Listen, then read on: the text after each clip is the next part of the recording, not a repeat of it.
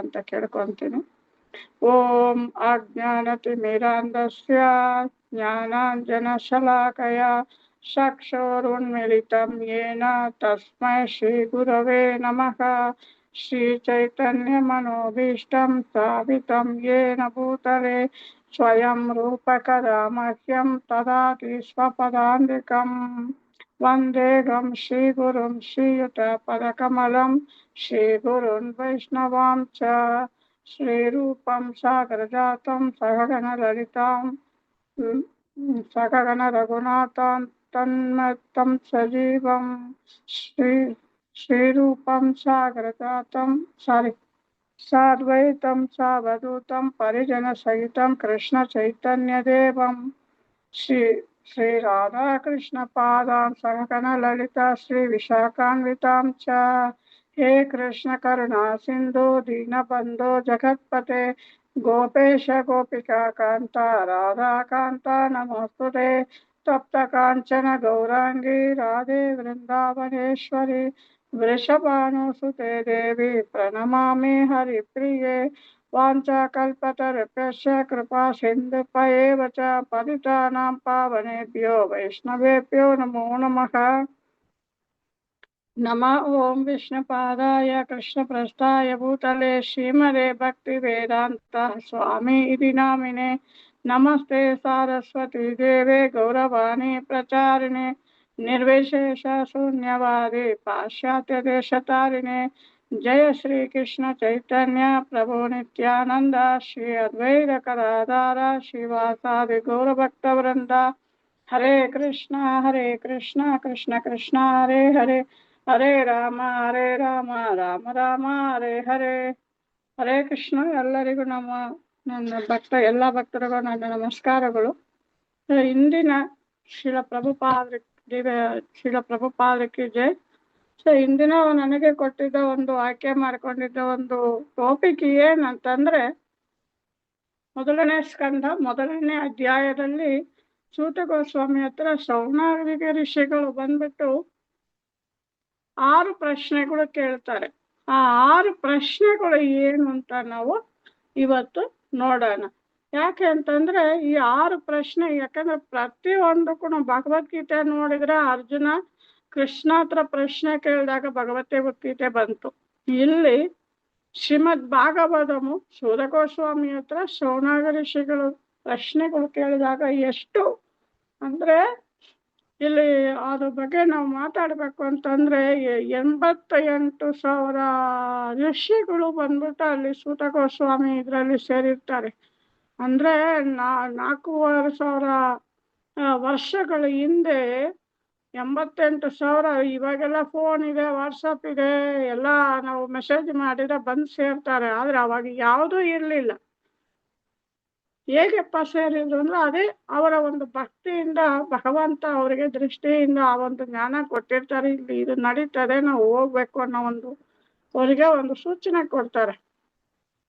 So 88,000 ಋಷಿಗಳು ಒಂದ್ ಕಡೆ ಸೇರೋದಂತಂದ್ರೆ ನಮ್ಮಿಂದ ಕಲ್ಪನೆ ಕೂಡ ಮಾಡ್ಕೊಳಕ್ ಆಗ್ತಾ ಇಲ್ಲ. ಯಾಕಂದ್ರೆ ನಾವು ಸ್ಪೆಷಲ್ ಅಧಿವೇಶನ ಶನಿವಾರ ಶುಕ್ರವಾರ ಬನ್ನಿ ಅಂತಂದ್ರೆ ನಾವು ಅದೇ ಇವತ್ತು ಭಾನುವಾರ ಅಲ್ವಾ, ಸ್ವಲ್ಪ ಲೇಟಾಗಿ ಎದ್ದೇಳ್ತೀನಿ ಅಂತೀವಿ. ಅಂದ್ರೆ ನಮ್ಮ ಆಸಕ್ತಿ ಭಗವಂತನ ಮೇಲೆ ಎಲ್ಲಿದೆ ಎಷ್ಟಿದೆ ಅನ್ನೋದು ನಮ್ಮಲ್ಲೇ ತೋರಿಸ್ಕೊಡ್ತದಲ್ವಾ.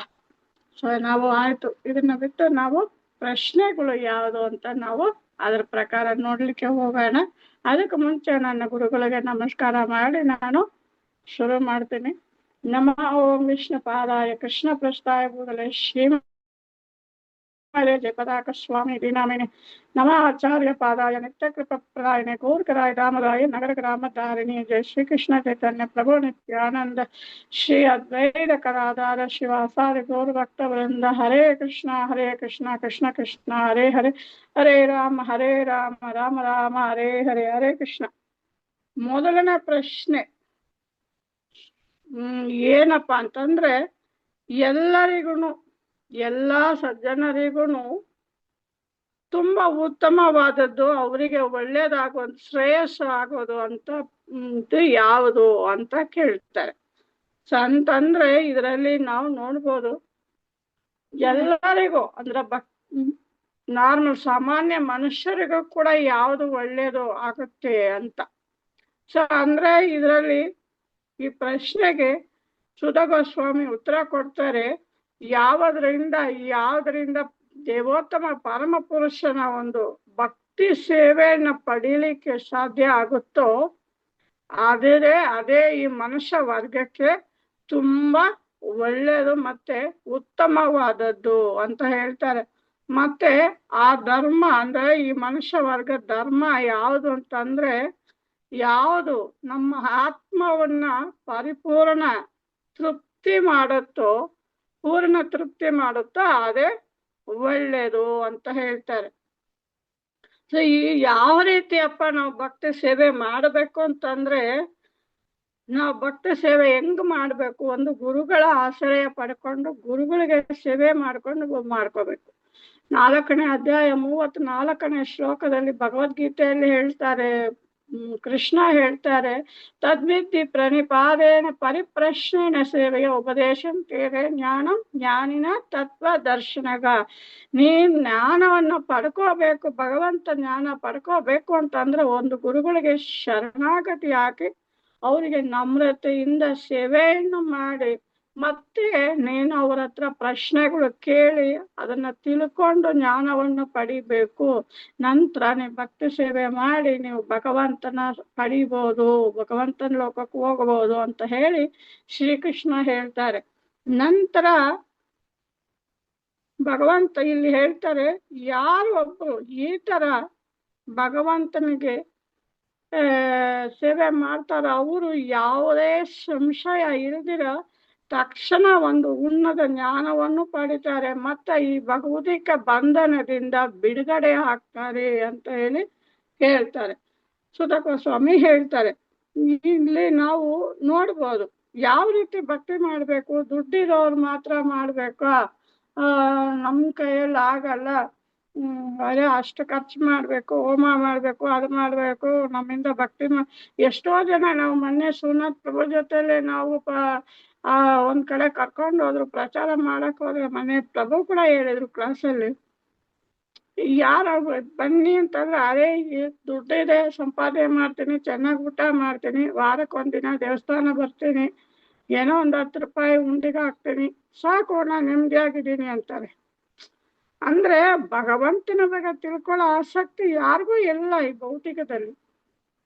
ಮತ್ತೆ ಈ ಸೇವೆ ಯಾವ ರೀತಿ ಇರ್ಬೇಕಂದ್ರೆ ಯಾವುದೇ ಫಲಾಪೇಕ್ಷ ಬಯಸಿದಿರ ಸೇವೆ ಮಾಡ್ಬೇಕು ಭಗವಂತನಿಗೆ. ನಾನು ಈ ಹೋಮ ಮಾಡಿದೆ, ಆ ಹೋಮ ಮಾಡಿದೆ, ಇದು ವೇದಗಳೆಲ್ಲ ಕೊಟ್ಟಿದೆ. ಈ ಹೋಮ ಮಾಡಿದ್ರೆ ಇಂಥ ಫಲ ಸಿಗುತ್ತೆ, ಆ ಹೋಮ ಮಾಡಿದ್ರೆ ಇಂಥ ಫಲ ಸಿಗುತ್ತೆ ಅಂತ ಎಲ್ಲ ಕೊಟ್ಟಿದ್ದಾರೆ. ಆದ್ರೆ ನಾವು ಮಾಡೋ ಎಲ್ಲ ಹೋಮಗಳು ಕಾರ್ಯಗಳು ಏನಂದ್ರೆ ಯಾವ್ದಾದ್ರು ಒಂದು ನಮಗೆ ಫಲಾಪೇಕ್ಷ ಕೊಡೋ ಅಂತ ಕಾರ್ಯಗಳು ನಾವು ಮಾಡ್ತೀವಿ ಹೊತ್ತು. ಆದ್ರೆ ಶಿಲ ಪ್ರಭುಪಾದರು ನಮ್ಗೆ ಇಲ್ಲಿ ಏನ್ ಹೇಳ್ಕೊಡ್ತಾರೆ ಅಂದ್ರೆ, ಯಾವುದೇ ಒಂದು ಫಲಾಪೇಕ್ಷ ಇಲ್ದಿರ ನೀವು ಸೇವೆ ಮಾಡಬೇಕು ಅಂತ ಹೇಳ್ತಾರೆ. ಮತ್ತೆ ಯಾವ ರೀತಿ ನಿನ್ನ ಹತ್ರ ಅದೆಲ್ಲ ಮಾಡಕ್ಕೆ ದುಡ್ಡು ಇಲ್ಲ, ಅದಿಲ್ಲ, ಏನು ಬೇಡ. ಅದಕ್ಕೆ ಭಗವದ್ಗೀತೆಯಲ್ಲಿ 9ನೇ ಅಧ್ಯಾಯದಲ್ಲಿ 26ನೇ ಶ್ಲೋಕದಲ್ಲಿ ಭಗವಂತ ಏನ್ ಹೇಳ್ತಾರೆ, ಪತ್ರಂ ಪುಷ್ಪಂ ಫಲಂ ತೋಯಂ ಯೋಮ ವ್ಯಕ್ತಿ ಪ್ರೇಕ್ಷದೆ. ಅಂದ್ರೆ ನಿನ್ನ ಏನು ಇಲ್ಲ ಅಂದ್ರೆ ಒಂದು ಎಳೆ, ಒಂದು ಹೂ, ಒಂದು ಹಣ್ಣು ಕೊಡು, ಒಂದು ಲೋಟ ನೀರು ಕೊಡು ಸಾಕು ಅಂತಾರೆ ಅಲ್ವಾ. ನಾವು ಇನ್ನೇನು ನಾನು ಬಯಸಲ್ಲ, ನಿನ್ನಿಂದ ಬಯಸೋದೆ ನನ್ನ ಭಕ್ತಿನ ಮಾತ್ರನೇ ಅಂತಾರೆ. ಆ ಭಕ್ತಿ ನಾವು ಯಾವಾಗ ಭಕ್ತಿ ಮಾಡ್ತೀವೋ ಭಗವಂತನಲ್ಲೇ ಖಂಡಿತ ನಾವು ವಾಪಸ್ ಹೋಗ್ಲಿಕ್ಕೆ ಸಾಧ್ಯ ಆಗುತ್ತೆ ಅಂತ ಹೇಳಿ ಇಲ್ಲಿ ನಮ್ಗೆ ಸುಧಾ ಗೋಸ್ವಾಮಿಗಳು ಅವರು ಶೌನಕ ಋಷಿಗಳಿಗೆ ತಿಳಿಸ್ಕೊಡ್ತಿದ್ದಾರೆ.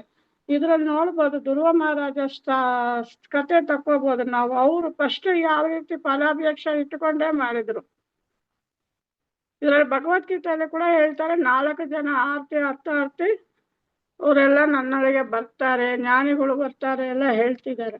ಧ್ರುವ ಮಹಾರಾಜ ಕೂಡ ಫಸ್ಟ್ ಅವ್ರ ತಂದೆ ಉತ್ತರಾಯಣಪಾದ ಮಹಾರಾಜ ಮರಿನಲ್ಲಿ ಕೂತ್ಕೊಳ್ಳಕ್ ಆಗ್ದಿರ ಅದಕ್ಕೋಸ್ಕರ ಅವ್ರ ತಾಯಿ ಹೇಳ್ತಾರೆ, ನಿನ್ ಕಾಡಿಗೆ ಹೋಗಿ ನಾರಾಯಣನ ತಪಸ್ ಮಾಡು, ಕುರಿತಂತ ತಪಸ್ ಮಾಡು, ಅವಾಗ ಅವರೇ ನಿನ್ನನ್ನು ಕಾಪಾಡಬೇಕು, ಇದಕ್ಕೊಂದು ದಾರಿ ಕೊಡ್ಬೇಕು ಅಂತ ಹೇಳಿದಾಗ ಅವ್ರವ್ರ ಕಾಡಲ್ಲಿ ತಪಸ್ ಮಾಡಿದಾಗ ನಾರದ ಮಹರ್ಷಿ ಹೇಳ್ತಾರೆ, ಬೇಡ, ನೀನು ಇನ್ನು ಸಣ್ಣ ಮಗು, ನೀನು ಮನೆಗೆ ಹೋಗುವಂತಾರೆ, ಇಲ್ಲ ನಾನು ನಮ್ಮ ತಾಯಿ ಹೇಳಿದ್ದಾರೆ ನಾನು ಮಾಡಬೇಕು ಅಂತ ಹೇಳಿ ಮಾಡಿದಾಗ ಅವಾಗ ಅವರು ನಾರದ ಮಹರ್ಷಿ ಅವರಿಗೆ ಗುರುಮಂತ್ರವನ್ನ ಕೊಟ್ಟು, ಫಸ್ಟ್ ಅವರ ಉದ್ದೇಶ ಏನಾಗಿತ್ತು, ಧ್ರುವ ಮಹಾರಾಜ ಉದ್ದೇಶ ತನ್ನ ತಂದೆ ಮಡಿಲಿನಲ್ಲಿ ಕೂತ್ಕೊಳ್ಳಕ್ಕೆ ನನಗೆ ಯಾವಾಗ ಅರ್ಹತೆ ಇಲ್ಲ ಅಂದ್ರೆ ನಾನು ಅದಕ್ಕಿಂತ ಒಂದು ಒಳ್ಳೆ ಸ್ಥಾನ ಪಡಿಬೇಕು ಅನ್ನೋದಕ್ಕೋಸ್ಕರ ತಪಸ್ ಮಾಡ್ತಾರೆ. ಆದ್ರೆ ಯಾವಾಗ ಭಗವಂತ ಅವ್ರ ಮುಂದೆ ಬಂದು ನಿಂತ್ಕೊಂಡ್ರು ಅವ್ರಿಗೆ ತನ್ನ ತಪ್ಪುವನ್ನು ಅರ್ಥ ಆಗುತ್ತೆ. ಅಂದ್ರೆ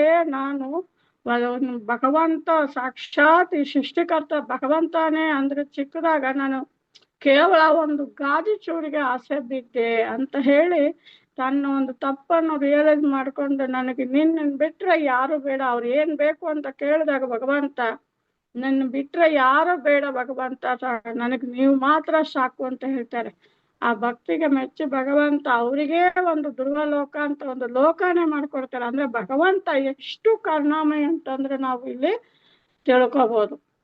ನಂತರ ಎರಡನೇ ಪ್ರಶ್ನೆ ಏನಂದ್ರೆ, ಎಲ್ಲ ಶಾಸ್ತ್ರ ವೇದಗಳ ಸಾರಾಂಶ ಏನು ಅಂತ. ಇದರಲ್ಲಿ ಭಗವದ್ಗೀತೆ ಮತ್ತೆ ಭಾಗವತಂ ಎರಡನ್ನೂ ಬರ್ತಾರೆ. ಇದರಲ್ಲಿ ಭಾಗವತದಲ್ಲಿ 2ನೇ ಅಧ್ಯಾಯದಲ್ಲಿ ಹೇಳ್ತಾರೆ, ಎಲ್ಲ 28ನೇ ಶ್ಲೋಕ ತನಕ ಹೇಳ್ತಾರೆ. 1ರಿಂದ 28ನೇ ಶ್ಲೋಕದವರೆಗೆ ಬರೀ ಎಲ್ಲದ ಇದಕ್ಕೂ ಆರಾಧನೆಗೆ ಬೇಕಾದವರು ಬರೀ ಭಗವಂತ ಶ್ರೀ ದೇವೋತ್ತಮ ಪರಮಪುರುಷ ಶ್ರೀ ಕೃಷ್ಣ ಮಾತ್ರ ಅಂತ ಹೇಳ್ತಾರೆ.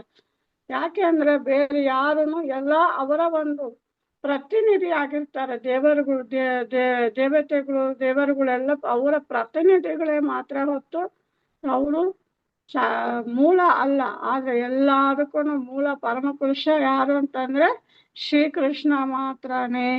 ಇವಾಗ ನಾವು ಭಗವದ್ಗೀತೆಯಲ್ಲಿ ನೋಡ್ಬೋದು, ಒಂದು 11ನೇ ಪುರುಷೋತ್ತಮ ಯೋಗದಲ್ಲಿ ಒಂದು ಆಲದ ಮರನ ತಲೆ ಕೆಳಗಡೆ ಉಲ್ಟಾ ನಾವು ಇಟ್ರೆ ಹೆಂಗಿರುತ್ತೆ, ಆ ಬೇರೆನೆ ಮೂಲ, ಆ ಮರದಲ್ಲಿ ಬೇರೆ ಮೂಲ ಆಗಿರುತ್ತೆ. ಮತ್ತೆ ಅದೇ ಕೃಷ್ಣ. ಅವರಿಂದ ಎಲ್ಲ ಇದಾಗಿರೋದೇನೆ ರಂಬೆಗಳು ಮತ್ತೆ ಇದೆಲ್ಲಾನು ಎಳೆಗಳೆಲ್ಲಾನು ವೇದಗಳು ಶಾಸ್ತ್ರಗಳು ಪುರಾಣಗಳು ಆಗಿರುತ್ತದೆ.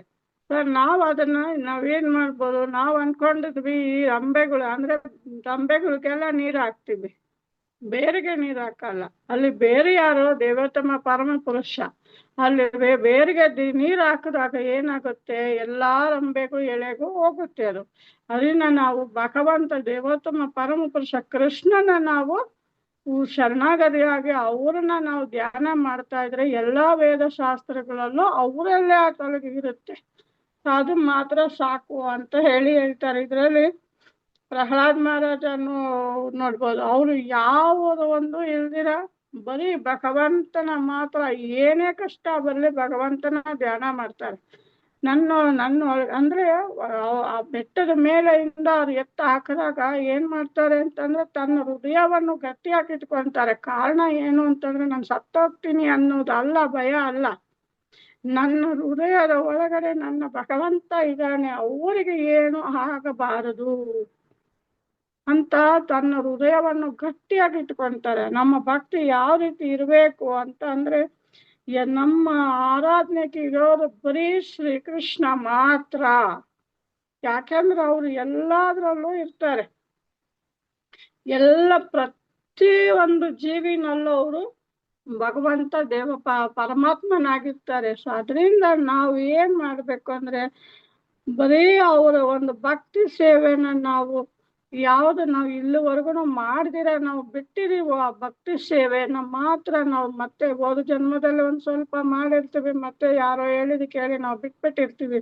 ಮತ್ತೆ ಈ ಜನ್ಮದಲ್ಲಿ ನಮ್ಗೆ ಆ ಒಂದು ಸುಕೃತಿ ಇರೋದ್ರಿಂದ ಈ ಒಂದು ಕೃಷ್ಣ ಕಾನ್ಶಿಯಸ್ಗೆ ಶಿಲ ಪ್ರಭುಪಾದರ ದಯದಿಂದ ನಾವು ಬರ್ಲಿಕ್ಕೆ ಸಾಧ್ಯ ಆಗಿದೆ.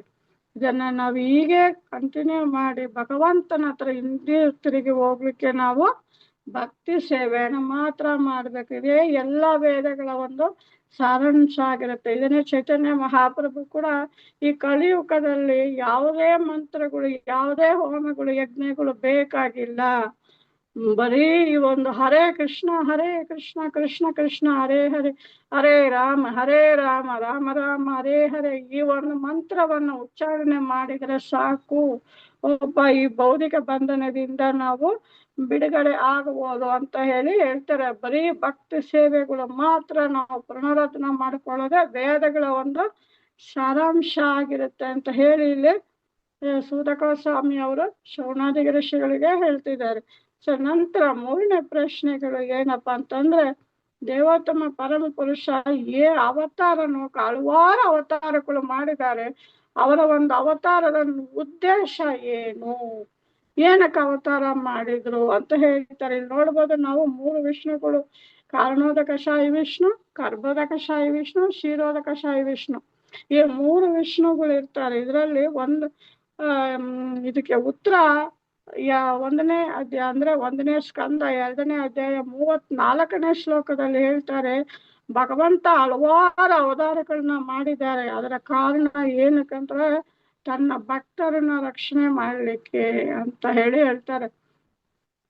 ಇದನ್ನೇ ಭಗವದ್ಗೀತೆಯಲ್ಲಿ ಕೂಡ 4ನೇ ಅಧ್ಯಾಯ 11ನೇ ಶ್ಲೋಕದಲ್ಲಿ 11 ಮತ್ತೆ 7 ಮತ್ತೆ 8ರಲ್ಲಿ ಹೇಳ್ತಾ ಇದ್ದಾರೆ. ಅಂದ್ರೆ ಏನಂತಂದ್ರೆ, ಪರಿತ್ರಾಣಾಯ ಸಾಧುನ ವಿನಾಶಾಯ ಚತುಷ್ಕೃತಾಂ ಧರ್ಮ ಸಂಸ್ಥಾಪನಾರ್ಥಾಯ ಸಂಭವಾಮಿ ಯುಗೆ ಯುಗೆ. ನಂತರ ಯದಾ ಯದಾ ಹಿ ಧರ್ಮಸ್ಯ ಗ್ಲಾನಿರ್ಭವತಿ ಭಾರತಃ ಅಭ್ಯುತ್ಥಾನಂ ಅಧರ್ಮಸ್ಯ ತದಾತ್ಮಾನಂ ಸೃಜಾಮಿ. ಅಂದ್ರೆ ಈ ಒಂದು ಸಾಧುಗಳನ್ನ ಪರಿತ್ರಾಣಾಯ ಸಾಧು ಅಂದ್ರೆ ಅವರುಗಳನ್ನ ರಕ್ಷಣೆ ಮಾಡಕ್ಕೆ ಯಾರುಗಳೆಲ್ಲ ಶುದ್ಧ ಭಕ್ತರು ಇದ್ದಾರೆ ಅವ್ರನ್ನೆಲ್ಲಾನು ರಕ್ಷಣೆ ಮಾಡ್ಲಿಕ್ಕೆ, ಯಾರು ದುಷ್ಟರು ಇದ್ದಾರೆ ರಾಕ್ಷಸಿದ್ದಾರೆ ಅವ್ರನ್ನೆಲ್ಲಾನು ಸಂಹಾರ ಮಾಡಕ್ಕೋಸ್ಕರ ಬರ್ತಾರೆ. ನಂತರ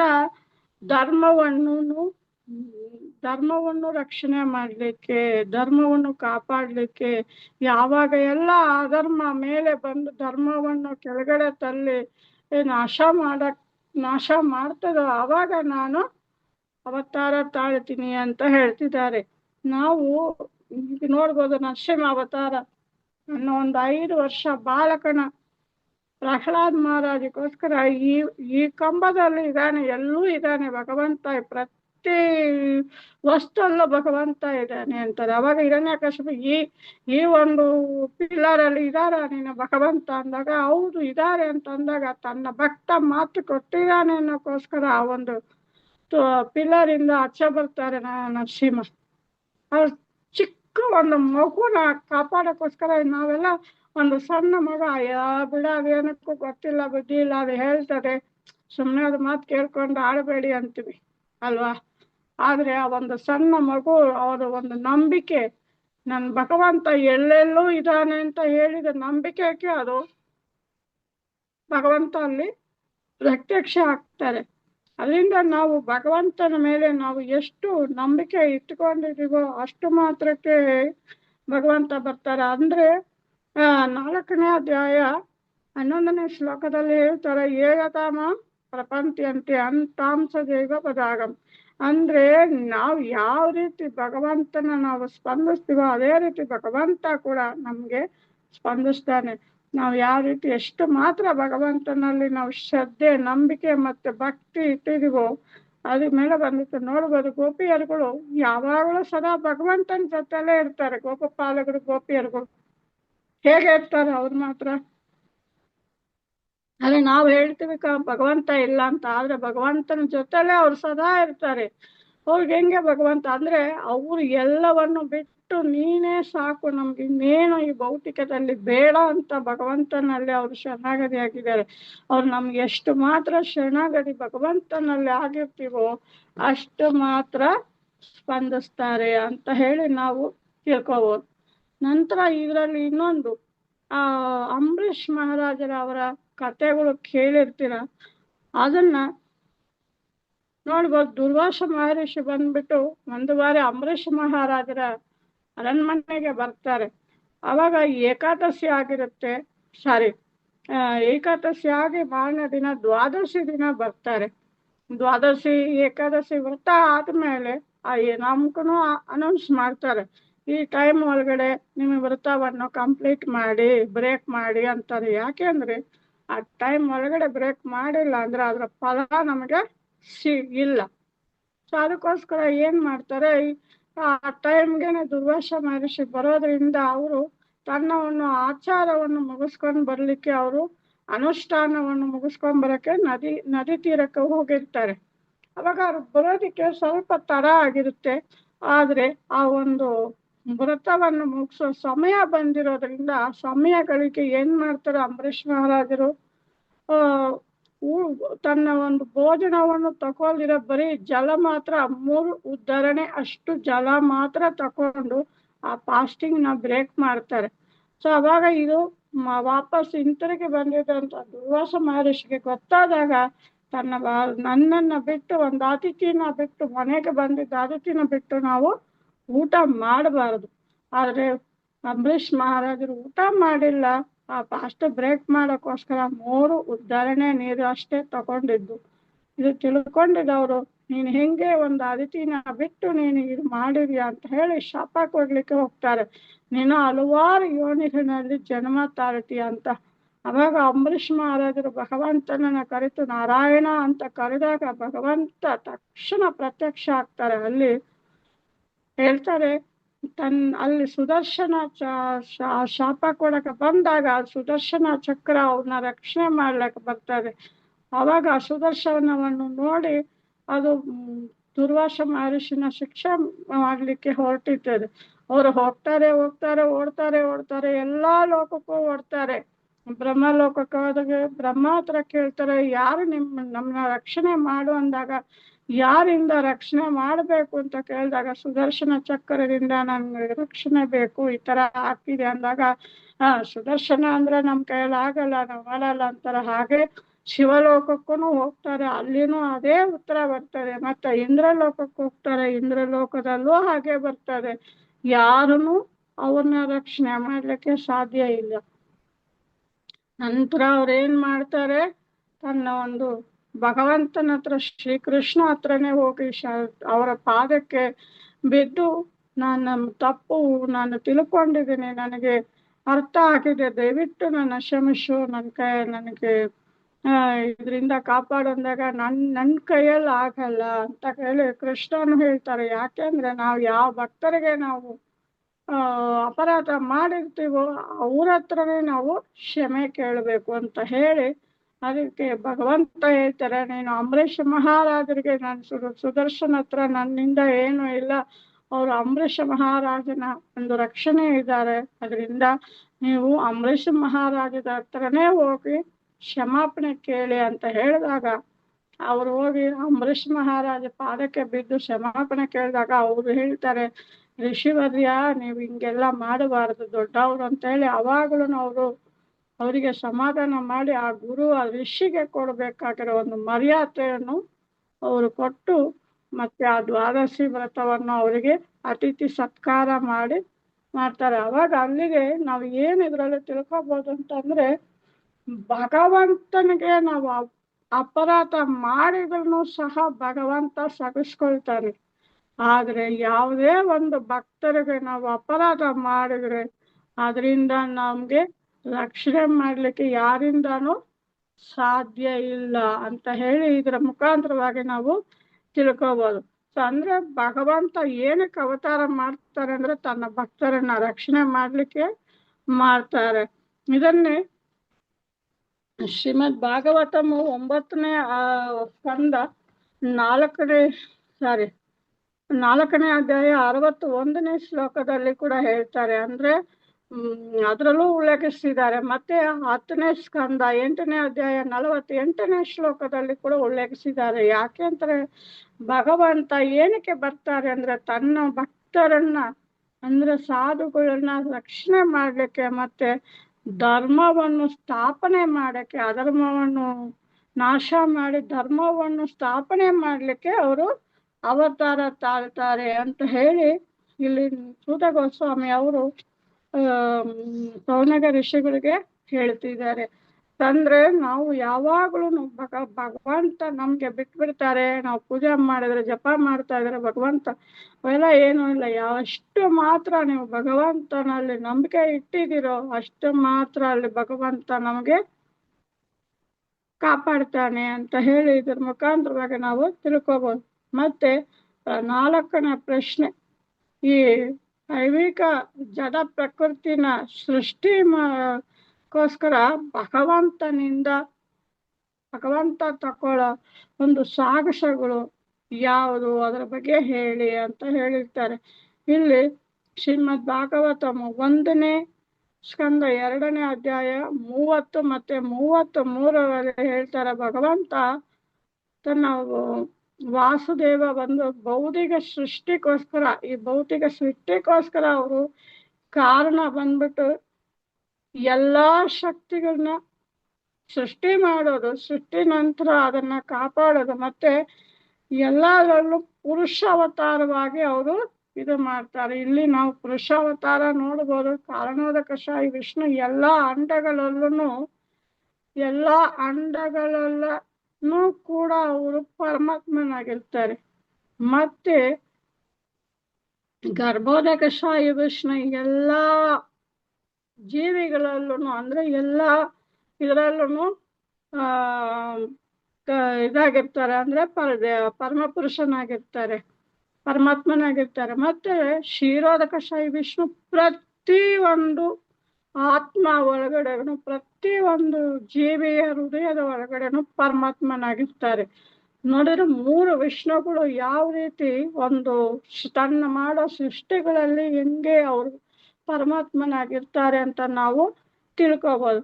ಮತ್ತೆ 1ನೇ ಸ್ಕಂದ 1 ಮತ್ತೆ 17ನೇ ಶ್ಲೋಕದಲ್ಲೂ ಕೂಡ ಹೇಳ್ತಾರೆ, ಯಾವಾಗ್ಲೂ ಭಗವಂತನ ಇದು ಹೆಂಗೆ ಅಂತಂದ್ರೆ ಅವರು ತನ್ನ ಭಕ್ತರನ್ನ ರಕ್ಷಣೆ ಮಾಡೋಕೆ ಯಾವತ್ತೂ ಮರೆಯಲ್ಲ ಅಂತ. ಇದಕ್ಕೆ ನಾವು ಚೈತನ್ಯ ಚರಿತಾಮೃತದಲ್ಲಿ ಕೂಡ 1ನೇ ಅಂದ್ರೆ ಆದಿಲೀಲಾ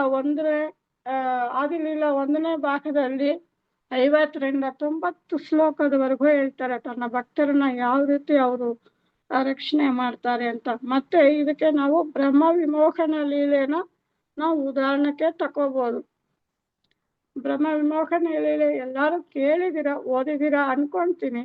ಆದ್ರೂ ಒಂದು ಬಾರಿ ಏನಾಗುತ್ತೆ ಅಂತಂದ್ರೆ ಇವಾಗ ಭಗವಂತ ಗೋಪಪಾಲಕರ ಜೊತೆಗೆ ಹಸು ಕರುಗಳನ್ನ ಮೇಯಿಸೋದಿಕ್ಕೆ ಮಾತ್ರ, ಯಾಕಂದ್ರೆ ಚಿಕ್ಕ ಹುಡುಗರಲ್ವಾ ಅವರು, ಹಸುಗಳನ್ನ ಮೇಯ್ಸಕ್ಕೆ ಅವರಿಗೆ ಕೊಡೋದಿಲ್ಲ. ಬರೀ ಹಸು ಕರುಗಳನ್ನ ಮಾತ್ರ ಕರ್ಕೊಂಡೋಗಿ ಕಾಡುಗಳಲ್ಲಿ ಮೇಯಿಸ್ಕೊಂಬರಕ್ಕೆ ತನ್ನ ಗೋಪಪಾಲಕರ ಜೊತೆ ಹೋಗ್ತಾರೆ. ಆವಾಗ ಒಂದು ರಾಕ್ಷಸನ ಒಂದು ಸಂಹಾರ ಆಗುತ್ತೆ. ನಂತರ ಏನಾಗುತ್ತೆ ಅಂತಂದ್ರೆ ಆ ಸಂಹಾರ ಆದ್ಮೇಲೆ ಆಕಾಶ್ವರನ ಸಂಹಾರ ಅಂದ್ರೆ ಹಾವೇ ಆ ರೂಪದಲ್ಲಿ ಬಂದು ಅವ್ರನ್ನೆಲ್ಲ ಇದು ಮಾಡಿದಾಗ ನಂತರ ಏನ್ ಮಾಡ್ತಾರೆ, ಒಂದು ಕಡೆ ಕೂತ್ಕೊಂಡು ಕಾಡಲ್ಲಿ ಊಟ ಮಾಡ್ಲಿಕ್ಕೆ ಕೂತಿರ್ತಾರೆ.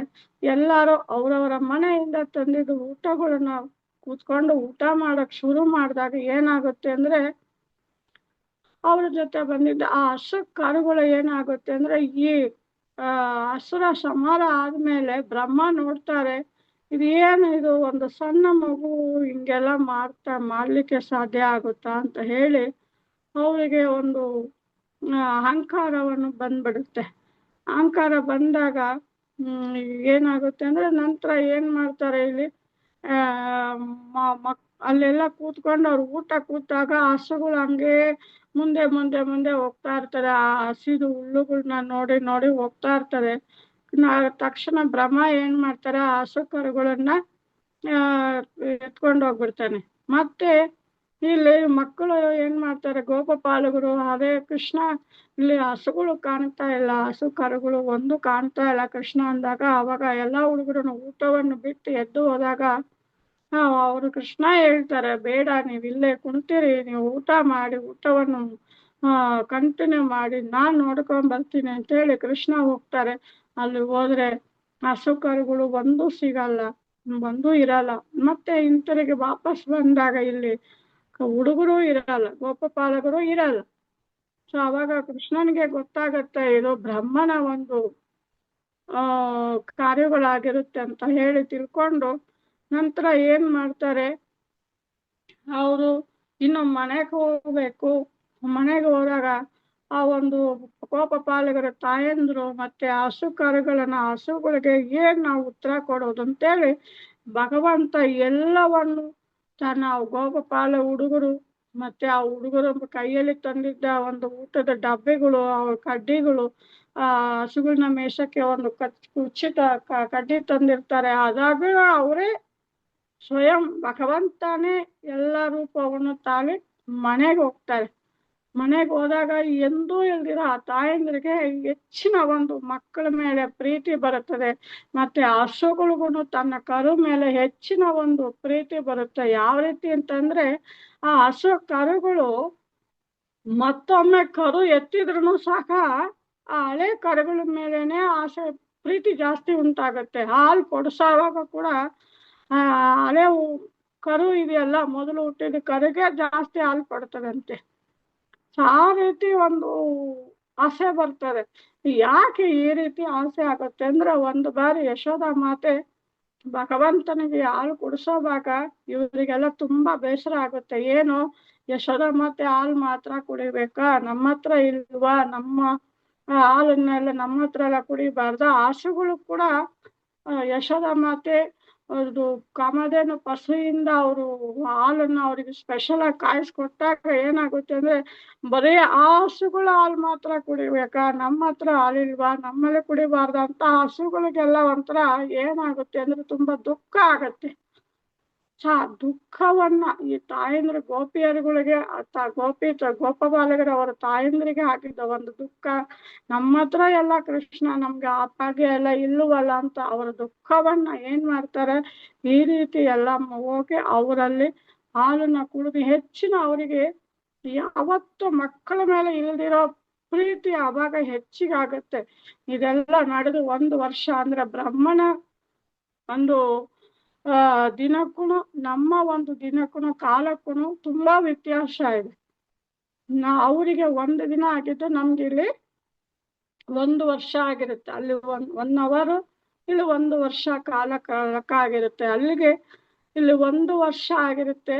ಆದ್ರೆ ಈ ಒಂದು ಬಲರಾಮನಿಗೂ ಗೊತ್ತಾಗ್ತಾ ಇಲ್ಲ ಯಾಕೆ ಇಷ್ಟೊಂದು ಇದಾಗ್ತಾ ಇದೆ ಅಂತ ಹೇಳಿ ಬಲರಾಮನ ಯೋಚನೆ ಮಾಡಿದಾಗ, ಇದು ಬ್ರಹ್ಮನ ಒಂದು ಲೀಲೆ ಆಗಿರುತ್ತೆ, ಭಗವಂತ ಏನೋ ಇದು ಮಾಡ್ತಾ ಇದ್ದಾರೆ ಅಂತ ಹೇಳಿ ನಂತರ ಏನಾಗುತ್ತೆ, ಬ್ರಹ್ಮ ಇಲ್ಲಿ ನೋಡಕ್ಕೆ ಬರ್ತಾರೆ. ಅವಾಗ ಅಲ್ಲಿ ಗೋಪಪಾಲಕರು ಕೇಳ್ತಾರೆ, ಯಾರು ನೀನು ಅಂತಂದಾಗ, ನಾನು ಈ ತರ ಬ್ರಹ್ಮ ಬಂದಿದ್ದೀನಿ, ಹೋಗಿ ಹೇಳಿ ಭಗವಂತನ ನಾನು ಭೇಟಿ ಆಗ್ಬೇಕು ಅಂದಾಗ, ಯಾವ ಬ್ರಹ್ಮ ಅಂತ ಹೇಳ್ತಾರೆ. ಅಂದ್ರೆ ಬ್ರಹ್ಮನ್ಗೆ ಅಹಂಕಾರ ಅನ್ನೋದು ಬಂದಿರುತ್ತೆ.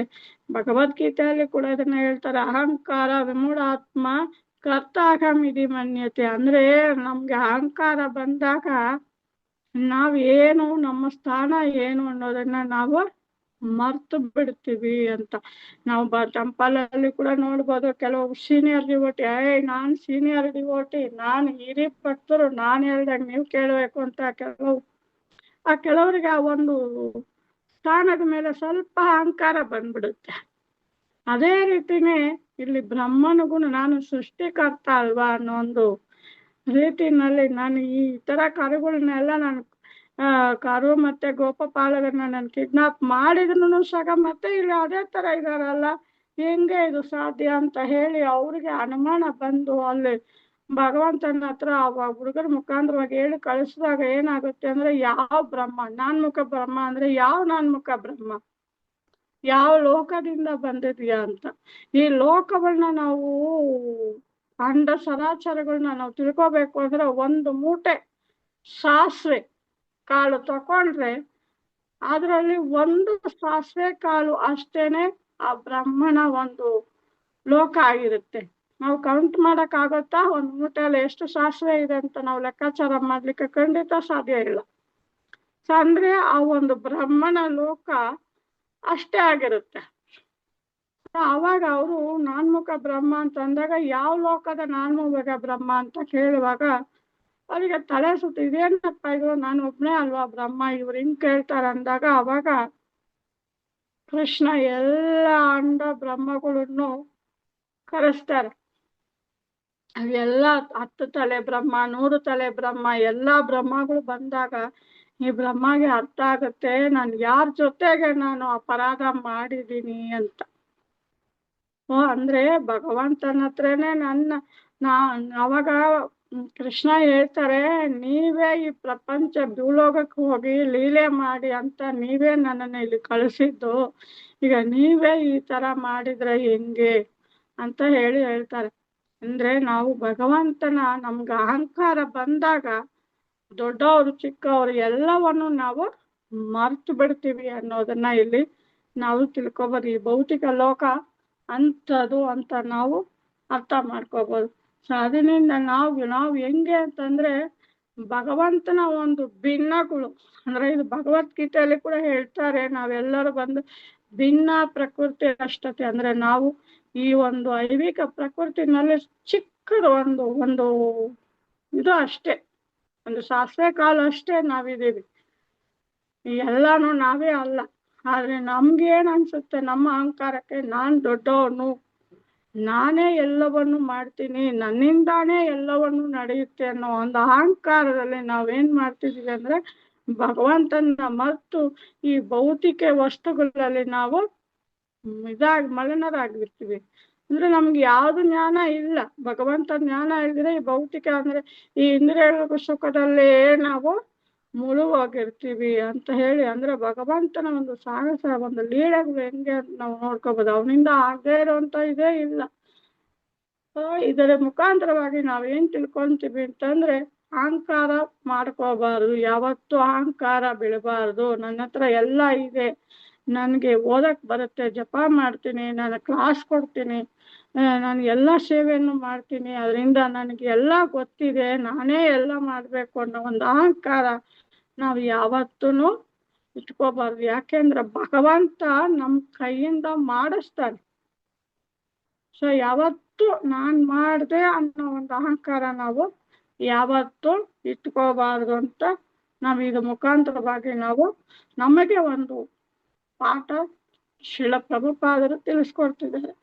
ಮತ್ತೆ 5ನೇ ಪ್ರಶ್ನೆ ಏನಂತಂದ್ರೆ, ದೇವೋತ್ತಮ ಪರಮಪುರುಷ ಹಲವಾರು ರೀತಿನಲ್ಲಿ ಅವತಾರವನ್ನು ಮಂಗಳಕರವಾದ ಲೀಲೆಗಳನ್ನು ಸಾಹಸಗಳನ್ನು ಮಾಡಿದ್ದಾರೆ, ಅದರ ಬಗ್ಗೆ ವಿವರಣೆ ಕೊಡಿ ಅಂತ ಕೇಳ್ತಾರೆ. ಅವಾಗ ಏನಂತಂದ್ರೆ ಅದಕ್ಕೆ ಉತ್ತರ ಏನಂದ್ರೆ, 1ನೇ ಸ್ಕಂದದಲ್ಲಿ ಅಧ್ಯಾಯ 3 ಮತ್ತೆ ಸ್ಕಂದ 2ರಲ್ಲಿ ಅಧ್ಯಾಯ 7ರಲ್ಲಿ ಇದರ ಬಗ್ಗೆ ವಿವರಿಸಲಾಗ್ತದೆ. ಮತ್ತೆ ಹಲವಾರು ಅವತಾರಗಳು ಕೊಟ್ಟಿದ್ದಾರೆ, ಅಂದ್ರೆ ನರಸಿಂಹ ಅವತಾರ, ರಾಮ ಅವತಾರ, ವರಾಹ ಅವತಾರ ನೋಡ್ಬೋದು. ಬ್ರಹ್ಮ ಸೃಷ್ಟಿನ 2 ಬಾರಿ ವರಾಹ ಅವತಾರ ನಡೀತದೆ. ಇದನ್ನ ನಾವು ಮೇನ್ ತಿಳ್ಕೊಬೇಕು. 2 ಬಾರಿ ಅವತಾರ ಹೇಗೆ ಆಗುತ್ತೆ ಅಂತಂದ್ರೆ, ಒಂದು ಮನು ಕಾಲದಲ್ಲಿ 1ನೇ ಬಾರಿ ಆಗ್ತಾರೆ, 2ನೇ ಬಾರಿ ಚಕ್ಷುಷ ಮನು ಕಾಲದಲ್ಲಿ 2ನೇ ಬಾರಿ ಅವತಾರ ತಾಳ್ತಾರೆ. ಅಂದ್ರೆ 1ನೇ ಅವತಾರ ಹೆಂಗೆ ಮಾಡ್ತಾರೆ ಅಂತಂದ್ರೆ, ಬ್ರಹ್ಮ ಬಂದ್ಬಿಟ್ಟು ಬ್ರಹ್ಮನ ಸೃಷ್ಟಿ ಮಾಡ್ಬಿಟ್ಟು ನಂತರ ಬ್ರಹ್ಮನ ಸೃಷ್ಟಿ ಮಾಡ್ಲಿಕ್ಕೆ ಹೇಳ್ತಾರೆ. ಅವಾಗ ಬ್ರಹ್ಮ ಸೃಷ್ಟಿ ಮಾಡ್ಲಿಕ್ಕೆ ಹೊರಟಾಗ ಅಲ್ಲಿ ನೋಡಿದಾಗ ಭೂಮಿನೇ ಇರಲ್ಲ, ಭೂಮಿನೇ ಇಲ್ಲದೆ ಇರೋವಾಗ ಹೇಗೆ ಹೋಗಿ ಅವರು ಸೃಷ್ಟಿ ಮಾಡ್ತಾರೆ? ಅವಾಗ ಹೋಗಿ ಅದು ಭೂಮಿ ಬಂದ್ಬಿಟ್ಟು ಅಲ್ಲಿ ಗರ್ಭೋದಕ್ಷಾಯಿ ಸಮುದ್ರದಲ್ಲಿ ಇದಾಗಿರುತ್ತೆ. ಅವಾಗ ಹೋಗ್ಬಿಟ್ಟು ಅವಾಗ ಒಂದು ಬಾರಿ ವರಾಹ ಅವತಾರ ತಾಳಿ ಆ ಭೂಮಿನ ತಕೊಂಬಂದು ಅಲ್ಲಿ ಇಟ್ಬಿಟ್ಟು ಹೊರಟು ಬಿಡ್ತಾರೆ ಸೃಷ್ಟಿಯನ್ನ ಪ್ರಾರಂಭ ಮಾಡ್ಲಿಕ್ಕೆ ಬ್ರಹ್ಮನಿಗೆ. ನಂತರ ಹಿರಣ್ಯಾಕ್ಷನು ತನ್ನ ಒಂದು ಇದರಿಂದ ಭೂಮಿನ ತಕೊಂಡೋಗಿ ಗರ್ಭೋದಕ್ಷಾಯಿ ಸಮುದ್ರದಲ್ಲಿ ಅದನ್ನ ಬಚ್ಚಿಟ್ಟಿರ್ತಾನೆ ಚಂದ್ರೆ. ಆವಾಗ ಒಂದು ಬಾರಿ ಹಿರಣ್ಯಾಕ್ಷನ ಸಂಹಾರ ಮಾಡಿ ಮತ್ತೆ ಪುನಃ ಆ ಒಂದು ಗರ್ಭೋದಕ ಸಾಗರದಿಂದ ಪುನಃ ಭೂಮಿನ ಭಗವಂತ ಮೇಲಕ್ಕೆ ತರ್ತಾರೆ. ಸೊ 2 ಬಾರಿ, ಒಂದು ಬಾರಿ ಸ್ವಯಂಭುವ ಮನು ಕಾಲದಲ್ಲಿ, 2ನೇ ಬಾರಿ ಚಕ್ಷುಷ ಮನು ಕಾಲದಲ್ಲಿ 2 ಬಾರಿ ಭಗವಂತ ವರಾಹ ಅವತಾರನ ಮಾಡ್ತಾರೆ. ಮತ್ತೆ ರಾಮ ಅವತಾರ ಹೆಂಗೆ ಅಂದ್ರೆ ಒಂದು ಮನುಷ್ಯ ಯಾವ ರೀತಿ ಬಾಳ್ಬೇಕು ಅನ್ನೋದು ಒಂದು ಉದಾಹರಣೆ ಪುರುಷನಾಗಿರಕ್ಕೆ ಇಲ್ಲಿ ಅವತಾರ ಮಾಡ್ತಾರೆ. ನಂತರ ನರಸಿಂಹ ಅವತಾರ ಬಂದ್ಬಿಟ್ಟು ತನ್ನ ಒಂದು ಭಕ್ತನನ್ನ ರಕ್ಷಣೆ ಮಾಡಕ್ಕೆ ದೇವರು ಯಾವ ರೀತಿ ಬೇಕಾದ್ರೂ ಯಾವ ರೂಪದಲ್ಲಿ ಬೇಕಾದ್ರೂ ಬರ್ತಾರೆ ಅನ್ನೋದಕ್ಕೆ ನರಸಿಂಹ ಅವತಾರ ಆಗಿರುತ್ತೆ. ನಂತರ ಕೃಷ್ಣ ಅವತಾರ ಬಂದ್ಬಿಟ್ಟು ತಾನೇ ಕೃಷ್ಣನೇ ಸ್ವಯಂಭುವಾಗಿ ಕೃಷ್ಣನಾಗೆ ಅವತಾರ ತಾಳಿದ್ದು. ಕೃಷ್ಣ ಎಲ್ಲಾ ರೀತಿಯಾದ ಅವತಾರ ಮಾಡಿದ್ದಾರೆ, ಆದ್ರೆ ತಾನೇ ಸ್ವಯಂವಾಗಿ ಇಲ್ಲಿ ಬಂದಿರ್ತಕ್ಕಂಥ ಅವತಾರ ಕೃಷ್ಣ ಅವತಾರ. ಇಲ್ಲಿ ಏನು ಯಾಕೆ ಭಗವಂತ ಅವರೇ ಅಲ್ಲಿದ್ಕೊಂಡೇ ಮಾಡಬಹುದಲ್ಲ, ಯಾಕೆ ಭೂಮಿಗೆ ಅವ್ರು ಇಳಿದು ಬರಬೇಕು ಅಂತಂದ್ರೆ ತನ್ನ ಭಕ್ತರಿಗೆ ಯಾವತ್ತೂ ನಾನು ಇದೀನಿ ಅಂತ ನಾನು ತೋರ್ಸ್ಕೊಳಕ್ಕೋಸ್ಕರ ಬರ್ತಾರೆ. ನನ್ನ ನಂಬಿದವರಿಗೆ ನಾನು ಯಾವಾಗಲೂ ಇರ್ತೀನಿ ಅಂತ ಹೇಳಿ ಅವರು ತೋರ್ಸ್ಕೊಡ್ತಿದ್ದಾರೆ. ಯಾಕೆಂದ್ರೆ ಇಲ್ಲಿ ಮಿಕ್ಕಿದೆಲ್ಲ ಭಾಗವತದಲ್ಲಿ ಎಲ್ಲವನ್ನು ಕೊಟ್ಟಿದ್ದಾರೆ, ನಾವು ಅದನ್ನ ಓದ್ಕೋಬೇಕು. ಅಂತಂದ್ರೆ ಯಾವಾಗ್ಲೂ ಭಗವಂತ ಅವತಾರಗಳು ಹೆಂಗೆ ಇರುತ್ತಂತಂದ್ರೆ ತನ್ನ ಭಕ್ತನನ್ನ ಒಂದು ರಕ್ಷಣೆ ಮಾಡ್ಲಿಕ್ಕೋಸ್ಕರ ಅವತಾರ ತಾಳಿರ್ತಾರೆ. ನಂತರ 6ನೇ ಪ್ರಶ್ನೆ ಏನಪ್ಪಾ ಅಂತಂದ್ರೆ ಈ ಶ್ರೀಕೃಷ್ಣ ತನ್ನ ಒಂದು ಸ್ವಂತ ಒಂದು ಸ್ಥಳಕ್ಕೆ ಇಂಥದಕ್ಕೆ ಹೋದ ಮೇಲೆ ಏನಾಗುತ್ತೆ, ಅವರು ಈ ಒಂದು ಶಾಸ್ತ್ರಗಳು ವೇದಗಳೆಲ್ಲ ಎಲ್ಲಿ ರಕ್ಷಣೆ ಮಾಡ್ಕೊಂತು ಅಂತ. ಇದು ಎಲ್ಲಿ ರಕ್ಷಣೆ ಆಯ್ತು ಅಂತಂದ್ರೆ ಶ್ರೀಮದ್ ಭಾಗವತರ ಮಾತ್ರ ರಕ್ಷಣೆ ಆಯ್ತು. ಅಂದ್ರೆ ಯಾಕೆ ಅಂತಂದ್ರೆ ಈ ಪ್ರಶ್ನೆ 1ನೇ ಸ್ಕಂದ 3ನೇ ಅಧ್ಯಾಯ 43ನೇ ಶ್ಲೋಕದಲ್ಲಿ ಸುತ ಗೋಸ್ವಾಮಿಗಳು ಉತ್ತರ ಕೊಡ್ತಾರೆ. ಅದು ಶ್ರೀಮದ್ ಭಾಗವತದಲ್ಲಿ ಆಶ್ರಯ ಪಡಿತು ಅಂತ ಹೇಳ್ತಾರೆ. ಈ ಶ್ರೀಮದ್ ಭಾಗವತಂ ಹೇಗೆ ಅಂತಂದ್ರೆ ಸೂರ್ಯನ ತರ ತುಂಬಾ ಪ್ರಕಾಶವಾದದ್ದು ಅಂತ. ಸೂರ್ಯನ ತರ ತುಂಬಾ ಪ್ರಕಾಶವಾದದ್ದು. ನಂತರ ಶ್ರೀಮದ್ ಭಾಗವತಕ್ಕೂ ಭಗವಂತನಕ್ಕೂ ವ್ಯತ್ಯಾಸ ಇಲ್ಲ. ಸಾಕ್ಷಾತ್ ಕೃಷ್ಣ ಹೇಗೋ ಈ ಒಂದು ಭಾಗವತಂ ಕೂಡ ಕೃಷ್ಣನ ಒಂದು ಮರು ರೂಪವಾಗಿರುತ್ತೆ. ಎರಡಕ್ಕೂ ವ್ಯತ್ಯಾಸ ಇಲ್ಲ. ಈ ಮತ ಮತ್ತೆ ಜ್ಞಾನಗಳು ಎಲ್ಲಾನು ಅವರ ಒಂದು ಅವ್ರ ಜೊತೆಗೆ ಅವರ ಕೃಷ್ಣನ ಜೊತೆಗೆ ಎಲ್ಲಾನು ವಾಪಸ್ ಹೊರಟೋಗುತ್ತೆ. ಅವಾಗ ಯಾರೆಲ್ಲಾನು ಈ ಭೌತಿಕದಲ್ಲಿ ಅಜ್ಞಾನ ಅನ್ನೋ ಒಂದು ಅಂಧಕಾರಣದಲ್ಲಿ ಇದ್ದಾರೆ, ಅವರು ಈ ಶ್ರೀಮದ್ ಭಾಗವತಮಿಂದ ತನ್ನ ಒಂದು ಜ್ಞಾನವನ್ನು ಪಡಿಬಹುದು. ಇದು ಮುಖಾಂತರವಾಗಿ ಭಗವಂತನ ಹತ್ರ ಹಿಂತಿರುಗಿ ಹೋಗ್ಲಿಕ್ಕೆ ಸಾಧ್ಯ ಆಗತ್ತೆ ಅಂತ ಹೇಳಿ ಇಲ್ಲಿ ಈ ಕಲಿಯುಗದಲ್ಲಿ ಅದು ಒಂದೇ ಇರೋದು. ಯಾರೆಲ್ಲ ತನ್ನ ಒಂದು ದೃಷ್ಟಿನ ಕಳ್ಕೊಂಡಿದ್ದಾರೆ, ಜ್ಞಾನ ಅನ್ನೋ ದೃಷ್ಟಿನ ಯಾರು ಕಳ್ಕೊಂಡಿದ್ದಾರೆ, ಅವರು ಈ ಒಂದು ಶ್ರೀಮದ್ ಭಾಗವತಂನ ಓದೋದು ಮುಖಾಂತರವಾಗಿ ಮತ್ತೆ ಜ್ಞಾನವನ್ನು ಪಡೆದು ಭಗವಂತನಲ್ಲಿ ವಾಪಸ್ ಹೋಗ್ಲಿಕ್ಕೆ ಅವಕಾಶ ಆಗುತ್ತೆ ಅಂತ ಹೇಳ್ತಾರೆ. ಮತ್ತೆ ಇದು ಕೂಡ ಶ್ರೀಲ ಜೀವ ಗೋಸ್ವಾಮಿ ಮತ್ತೆ ಶ್ರೀ ವಿಶ್ವನಾಥ ಚಕ್ರವರ್ತಿ ಠಾಕೂರ್ ಅವರಿಂದ ಶ್ರೀಮದ್ ಭಾಗವತದಲ್ಲಿ ಉಲ್ಲೇಖಿಸಲಾಗಿದೆ, ದೃಢಪಡಿಸಲಾಗಿದೆ. ಮತ್ತೆ ಇದಕ್ಕೆ ಒಂದು ಕಥೆ ಹೇಳ್ತೀನಿ, ಎಲ್ಲರೂ ಕೇಳಿರ್ತೀರ. ಮತ್ತೆ ಇನ್ನೊಂದು ಸಾರಿ ಕೂಡ ನಾನು ಬೇಕಾದ್ರೆ ಹೇಳ್ತೀನಿ. ಇದು ಯಾವ ರೀತಿ ಅಂದ್ರೆ ಒಂದು ದುಂಡಕಾರಿ ಅನ್ನೋ ಒಂದು ಭಕ್ತನ ಸ್ಟೋರಿ ಹೇಳ್ತೀವಿ. ಒಂದು ಬಾರಿ ಏನಾಗುತ್ತೆ ಅಂದ್ರೆ ಒಂದು ಗಂಡ ಹೆಂಡತಿ ಇದ್ದಾರೆ, ಅವರಿಗೆ ತುಂಬಾ ವರ್ಷಗಳಿಂದ ಮಕ್ಕಳಿಲ್ಲ. ಆ ಮಕ್ಕಳು ಇಲ್ಲದೆ ಇರೋದ್ರಿಂದ ಅವರು ಕಾಡಲ್ಲಿ ಹೋಗ್ತಾ ಇರ್ತಾರೆ. ಒಂದು ಕಡೆ ಒಂದು ಋಷಿ ಮುನಿಗಳು ಬಂದು ಅಲ್ಲಿ ತಪಸ್ ಮಾಡ್ತಾ ಇರ್ತಾರೆ.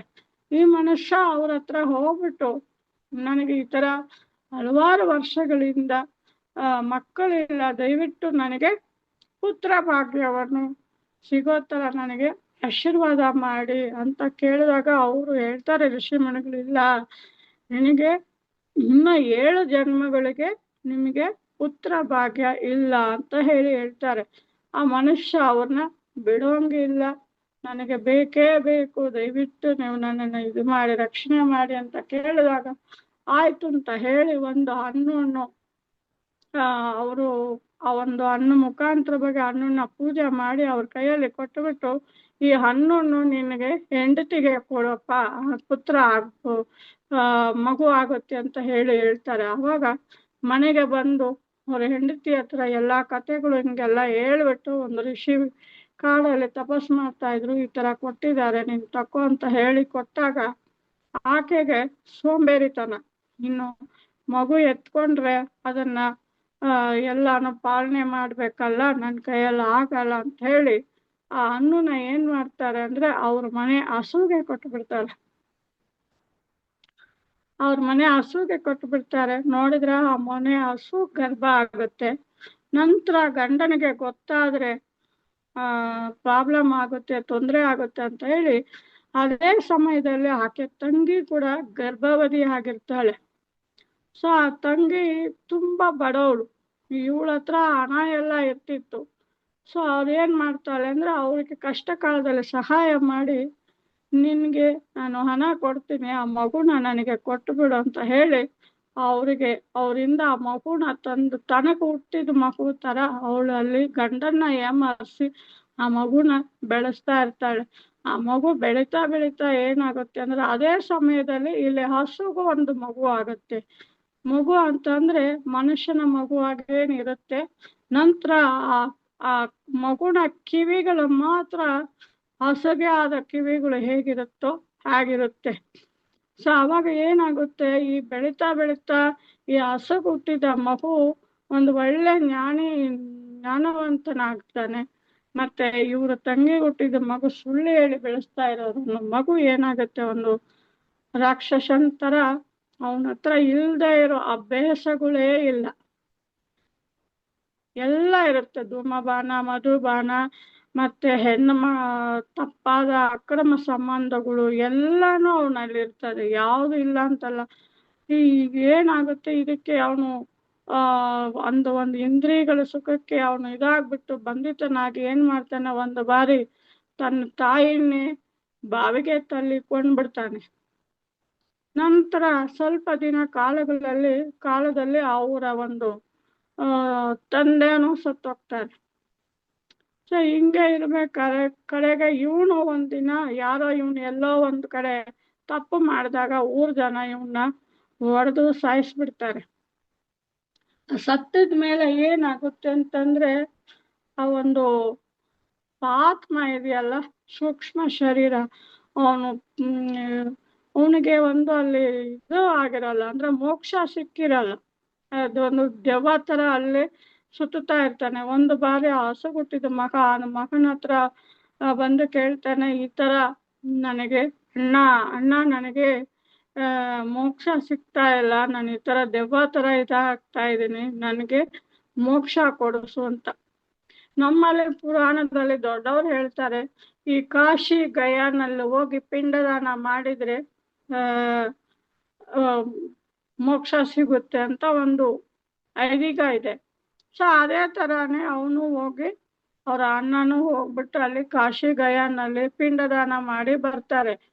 ಮತ್ತೆ ತಿರ್ಗಾ ಒಂದು ವಾರದ ನಂತರ ಮತ್ತೆ ಅದೇ ಸೂಕ್ಷ್ಮ ಶರೀರ, ಒಂದು ದುಂಡುಕಾರಿನ ಒಂದು ಶರೀರ ಬಂದ್ಬಿಟ್ಟು ನನಗೆ ಇನ್ನೂ ಮೋಕ್ಷ ಸಿಕ್ಕಿಲ್ಲ ಅಣ್ಣ ಅಂತ ಹೇಳಿದಾಗ, ನಂತರ ಒಂದು ಆ ಊರಲ್ಲಿ ಒಂದು ಅರ್ಚಕರು ಇರ್ತಾರೆ, ಬ್ರಾಹ್ಮಣ ಇರ್ತಾರೆ, ಅವ್ರ ಹತ್ರ ಹೋಗ್ಬಿಟ್ಟು ಈ ತರ ಹೇಳಿದಾಗ ಈ ತರ ತೊಂದರೆ ಇದೆ ಅಂತ ಹೇಳಿದಾಗ ಅವ್ರು ಹೇಳ್ತಾರೆ, ಶ್ರೀಮದ್ ಭಾಗವತಂನ ಸಪ್ತಾಹ ಮಾಡಿ, ಅವಾಗ ಅದಕ್ಕೆ ಸೂಕ್ಷ್ಮ ಶರೀರಕ್ಕೆ ಶಾಂತಿ ಸಿಗುತ್ತೆ ಅಂತ ಹೇಳಿದಾಗ ಅದನ್ನ ಕೇಳ್ಕೊಂಬಂದು ಅವ್ರ ಅಣ್ಣ ಬಂದ್ಬಿಟ್ಟು ಅವರಲ್ಲಿ ಶ್ರೀಮದ್ ಭಾಗವತಂನ ಪಾರಾಯಣ ಮಾಡ್ತಿರ್ಬೇಕಾದ್ರೆ ಆ ಸೂಕ್ಷ್ಮ ಶರೀರಕ್ಕೆ ಆ ಒಂದು ದೆವ್ವ ಶರೀರದಿಂದ ಅವರಿಗೆ ಮುಕ್ತಿ ಸಿಗುತ್ತೆ.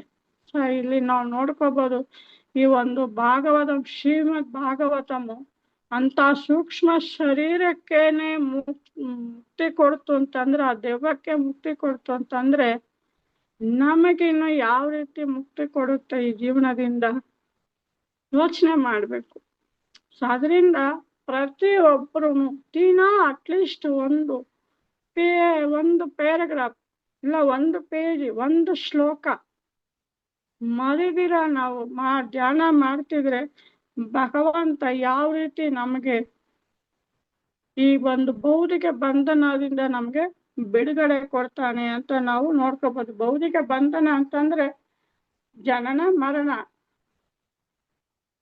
ರೋಗ, ಇದರಿಂದ ನಾವು ಎಲ್ಲಿ ಬಿಡುಗಡೆ ಆಗ್ಲಿಕ್ಕೆ ಸಾಧ್ಯ ಆಗುತ್ತೆ?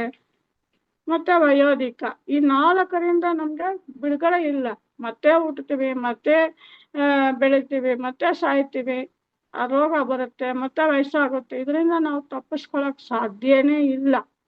ಇದರಿಂದ ನಾವು ತಪ್ಪಿಸ್ಕೋಬೇಕು ಅಂದ್ರೆ ಖಂಡಿತವಾಗ್ಲು ದಿನನಿತ್ಯ ನಾವು ಶ್ರೀಮದ್ ಭಾಗವತಂನ ನಾವು ಓದ್ತಾ ಇದ್ರೆ, ಪಾರಾಯಣ ಮಾಡ್ತಾ ಇದ್ರೆ, ಜೊತೆಲೆ ನಮ್ಮ ಹರೇ ಕೃಷ್ಣ ಚೈತನ್ಯ ಮಹಾಪ್ರಭುಗಳು ಕೊಟ್ಟಿರ್ತಕ್ಕಂಥ ಹರೇ ಕೃಷ್ಣ ಮಹಾಮಂತ್ರವನ್ನ ಮನಸ್ಸಿಂದ ಅಂದ್ರೆ ಯಾವ ರೀತಿ ಅದನ್ನ ನಾವು ಉಚ್ಚಾರಣೆ ಮಾಡಬೇಕು ಅಂತಂದ್ರೆ ಬಾಯಿ ಉಚ್ಚಾರಣೆ ಮಾಡಬೇಕು, ಅದನ್ನ ಕಿವಿ ಕೇಳಿಸ್ಕೋಬೇಕು. ಆ ಕಿವಿ ಕೇಳಿಸ್ಕೊಂಡು ಆ ಮಂತ್ರವನ್ನ, ಆ ಒಂದು ಶಬ್ದ ಏನಿದೆ, ಆ ಮಂತ್ರ ಶಬ್ದ ಕಿವಿ ಕೇಳುತ್ತೆ. ಆ ಕಿವಿ ಕೇಳಿದ ನಂತರ ಅದನ್ನ ಹೃದಯಕ್ಕೆ ಕಳಿಸ್ಬೇಕು. ಆವಾಗ ನಮಗೆ ಈ ಬಂಧನದಿಂದ ಬಿಡುಗಡೆ. ಅದೇ ಚಾಂಟಿಂಗು, ಅದೇ ಸರಿಯಾದ ಚಾಂಟಿಂಗು. ಆದ್ರೆ ನಾವೇನ್ ಮಾಡ್ತೀವಿ, ಎಲ್ಲೋ ಮೊಬೈಲ್ ನೋಡ್ಕೊಂಡು ಎಲ್ಲ ಯಾರು ಬಂದಿದ್ರೆ ಅವ್ರ ಜೊತೆಗೂ ಮಾತಾಡ್ಕೊಂಡು ಮಣಿ ಮಾತ್ರ ತಿರುಗಿಸ್ತಾ ಇದೀವಿ ಹೊತ್ತು ಹೃದಯ ಪೂರ್ವಕವಾಗಿ ನಾವೇನು ಜಪ ಮಾಡ್ತಾ ಇಲ್ಲ. ಕೆಲವು ಭೌತಿಕದಲ್ಲಿ ನೋಡ್ಬೋದು, ಒಂದು ಆಕ್ಸಿಡೆಂಟ್ ಆದ್ರೆ, ಒಂದು ಹುಷಾರಿಲ್ಲ ಅಂತಂದ್ರೆ, ನಾನು ಇಷ್ಟು ಜಪ ಮಾಡ್ತಿದ್ದೀನಿ, ಇಷ್ಟು ಪೂಜೆ ಮಾಡ್ತೀನಿ, ಇಷ್ಟು ಸೇವೆ ಮಾಡ್ತೀನಿ, ಆದ್ರೆ ನಾನು ಭಗವಂತ ನನಗೆ ಕಷ್ಟ ಕೊಟ್ಟ, ಭಗವಂತನೇ ಇಲ್ಲ, ಅವನಿಗೆ ಹೃದಯ ಇಲ್ಲ ಅಂತೀವಿ. ಆದ್ರೆ ಭಗವಂತನಿಗೆ ಹೃದಯ ಇಲ್ಲ. ಯಾಕೆಂದ್ರೆ ಅವನ ಹೃದಯ ಎಲ್ಲಿದೆ ಅಂತಂದ್ರೆ ತನ್ನ ಭಕ್ತನ ಹೃದಯನೇ ಅವನ ಹೃದಯ. ಅಲ್ಲ, ನಾವು ಎಷ್ಟು ಮಾತ್ರ ಭಗವಂತನ ನಾವು ನೆನೆಸ್ಕೊಳ್ತೀವಿ, ಅವ್ರು ನಮ್ಗೆ ಬರ್ಬೇಕು, ಕರೆದಿದ ತಕ್ಷಣ ಕರೆಯಕ್ ಮುಂಚೆ ಬರ್ಬೇಕು ಅಂತಂದ್ರೆ ನಾವು ಅವ್ರು ಎಷ್ಟು ಮಾತ್ರ ನಾವು ಭಗವಂತನ ಸ್ಮರಣೆ ಮಾಡ್ತಿದೀವಿ. ಈ ಭಾಗವತಂನ ಶ್ರವಣಂ ಸ್ಮರಣಂ ಕೀರ್ತನ ಅಂದ್ರೆ ಕೇಳಿಸ್ಕೋಬೇಕು, ನೆನೆಸ್ಕೋಬೇಕು, ಮತ್ತೆ ಅವ್ರಿಗೆ ಅದನ್ನ ಬೇರೆಯವ್ರಿಗೆ ಹೇಳ್ಬೇಕು. ನಾವು ಏನ್ ಕೇಳಿಸ್ಕೊಂಡಿದೀವೋ ಅದನ್ನ ಸ್ಮರಣ ಮಾಡ್ಬೇಕು, ನಂತರ ಕೇಳಿಸ್ಕೊಂಡಿದ್ದನ್ನ ಬೇರೆಯವರಿಗೂ ಹೇಳ್ಬೇಕು. ಅವಾಗ ಈ 3 ಭಕ್ತಿನ, ನವವಿಧ ಭಕ್ತಿನಲ್ಲಿ ಈ 3 ಭಕ್ತಿನ ನಾವು ಸರಿಯಾಗಿ ಮಾಡಿದ್ರೆ ಖಂಡಿತ ನಮ್ಗೆ ಭಗವಂತ ನಮ್ಮ ಜೊತೆಲೇ ಇರ್ತಾನೆ ಅಂತ ಹೇಳಿ ನಾವು ಈ ಶ್ರೀಮದ್ ಭಾಗವತ ಮುಖಾಂತರವಾಗಿ ಈ 6 ಪ್ರಶ್ನೆಗಳ ಮುಖಾಂತರವಾಗಿ ನಾವು ತಿಳ್ಕೊಬೋದು. ಭಗವಂತ ಎಷ್ಟು ಭಕ್ತರಿಗೋಸ್ಕರ, ತನ್ನ ಭಕ್ತನಕ್ಕೋಸ್ಕರ ಯಾವಾಗ ತನ್ನ ಭಕ್ತ ಕರೀತಾನೆ ಅಂತ ಕಾಯ್ತಾ ಇರ್ತಾರೆ. ಪ್ರಹ್ಲಾದ್ ಮಹಾರಾಜ್ ಕರೆಯಕ್ಕೆ ಮುಂಚೆನೆ ಅವ್ರು ಯಾವ ರೀತಿ ಓಡ್ ಬಂದು ರಕ್ಷಣೆ ಮಾಡಿದ್ರು ಅಲ್ವಾ? ಆ ರೀತಿ ಖಂಡಿತ ನಮಗೂ ಬರ್ತಾರೆ. ಈ ಒಂದು ನನ್ನ ಜೀವನದಲ್ಲಿ ಈ ಒಂದು ನಿಜವಾದ ಶ್ರೀಮದ್ ಭಾಗವತಂನ ನಾನು ಒಂದ್ ನಿಮಿಷ ಹೇಳ್ತೀನಿ. ನನ್ನ ಮನೆಯಲ್ಲೂ ಸದಾ ನಮ್ಮ ಮನೆಯವರು ತೀರ್ಕೊಂಡು ಆಯ್ತು 15-16 ವರ್ಷಗಳಾಯ್ತು.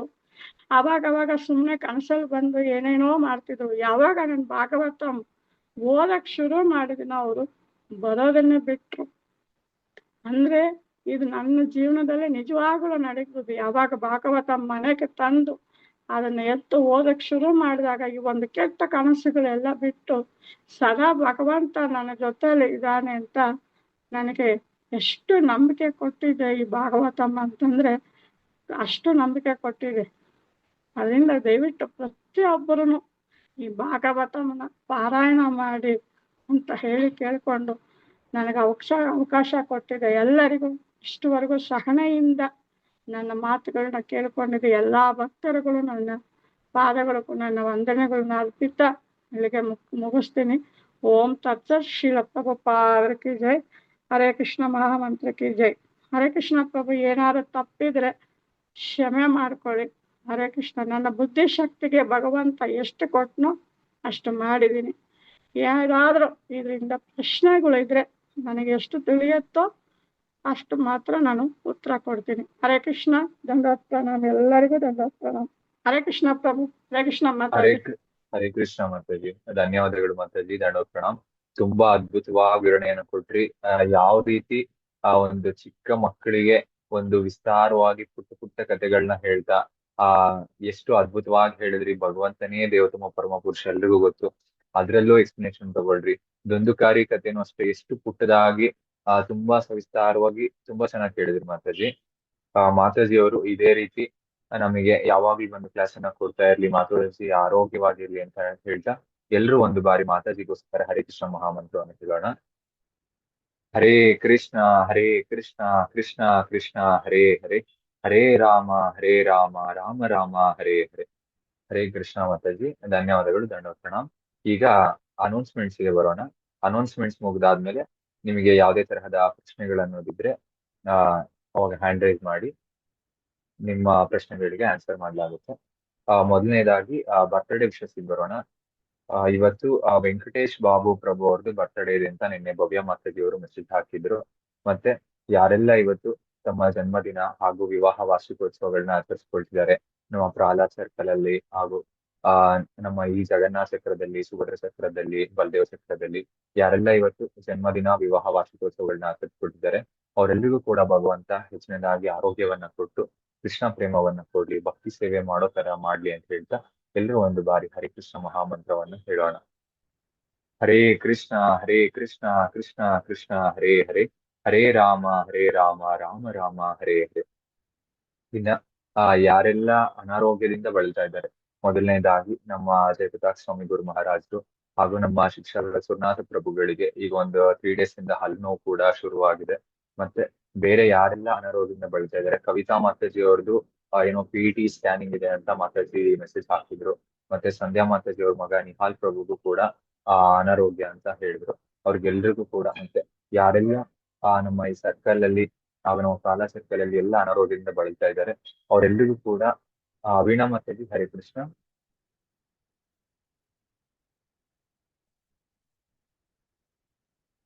ಅನ್ಮ್ಯೂಟ್ ಮಾಡ್ಕೊಳ್ಳಿ ಮಾತಾಜಿ.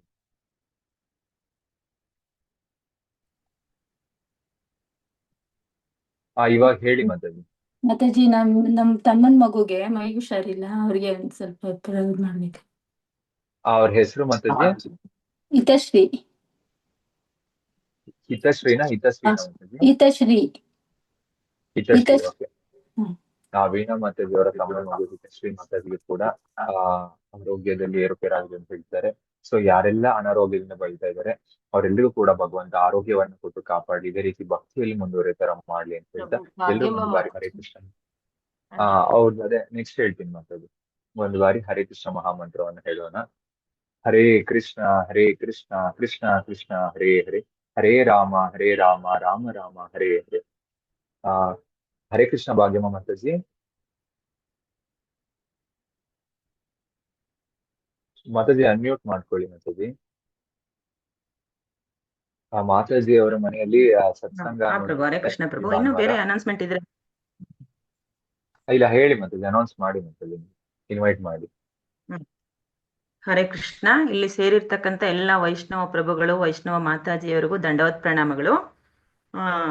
ಗಂಧರ್ವಿಕ ಗಿರಿಧಾರಿ ಮತ್ತು ಲಕ್ಷ್ಮೀ ನರಸಿಂಹಸ್ವಾಮಿ ದೇವರು ಹಾಗೂ ಆಧ್ಯಾತ್ಮಿಕ ಗುರುಗಳಾದಂಥ ಶ್ರೀ ಶ್ರೀಮದ್ ಎ ಸಿ ಭಕ್ತಿ ವೇದಾಂತ ಸ್ವಾಮಿ ಶ್ರೀಲ ಪ್ರಭುಪಾದರ ಕೃಪಾಶೀರ್ವಾದ ಹಾಗೂ ನಮ್ಮ ಶಿಕ್ಷಾ ಗುರುಗಳಾದ ಶ್ರೀಮಾನ್ ಸೂರ್ನಾಥ ಗಿರಿಧರ ದಾಸ್ ಪ್ರಭುಗಳ ಮಾರ್ಗದರ್ಶನದೊಂದಿಗೆ ತುಮಕೂರು ಪ್ರಹ್ಲಾದ ಸತ್ಸಂಗ ಗ್ರೂಪ್ ವತಿಯಿಂದ, ಪ್ರಹ್ಲಾದ ಸರ್ಕಲ್ನ ಒಂದು ಚಿಕ್ಕ ಗ್ರೂಪ್ ಆದಂಥ ನೀಲಾಚಲ ಗ್ರೂಪ್ ವತಿಯಿಂದ ಶ್ರೀಮದ್ ಭಾಗವತಂ ಆಹ್ವಾನ ಮತ್ತು ಹರೇ ಕೃಷ್ಣ ಸತ್ಸಂಗವನ್ನ ದಿನಾಂಕ 7/6/2026 ಭಾನುವಾರ ಶಿರಾಗೇಟ್ನ ಅರಳಿಮರಪಾಳ್ಯದಲ್ಲಿರುವ ಭಗವತಿ ಬಡಾವಣೆಯ ಅರಳಿಮರಪಾಳ್ಯದ ತುಮಕೂರು ನಮ್ಮ ಮನೆಯಲ್ಲಿ ಈ ಒಂದು ಸತ್ಸಂಗ ಕಾರ್ಯಕ್ರಮ ಅನ್ನೋದನ್ನ ಏರ್ಪಡಿಸ್ಕೊಂಡಿದ್ದೀವಿ. ಹಾಗಾಗಿ ಎಲ್ಲ ವೈಷ್ಣವ ಭಕ್ತರು ದಯಮಾಡಿ ಈ ಒಂದು ಸತ್ಸಂಗ ಕಾರ್ಯಕ್ರಮದಲ್ಲಿ ಪಾಲ್ಗೊಂಡು ಭಗವಂತನ ಸೇವೆ ಮಾಡಿ ಗುರುಕೃಷ್ಣರ ಕೃಪೆಗೆ ಪಾತ್ರರಾಗಬೇಕು ಅಂತ ಕೇಳ್ಕೊತಾ ಇದ್ದೀವಿ.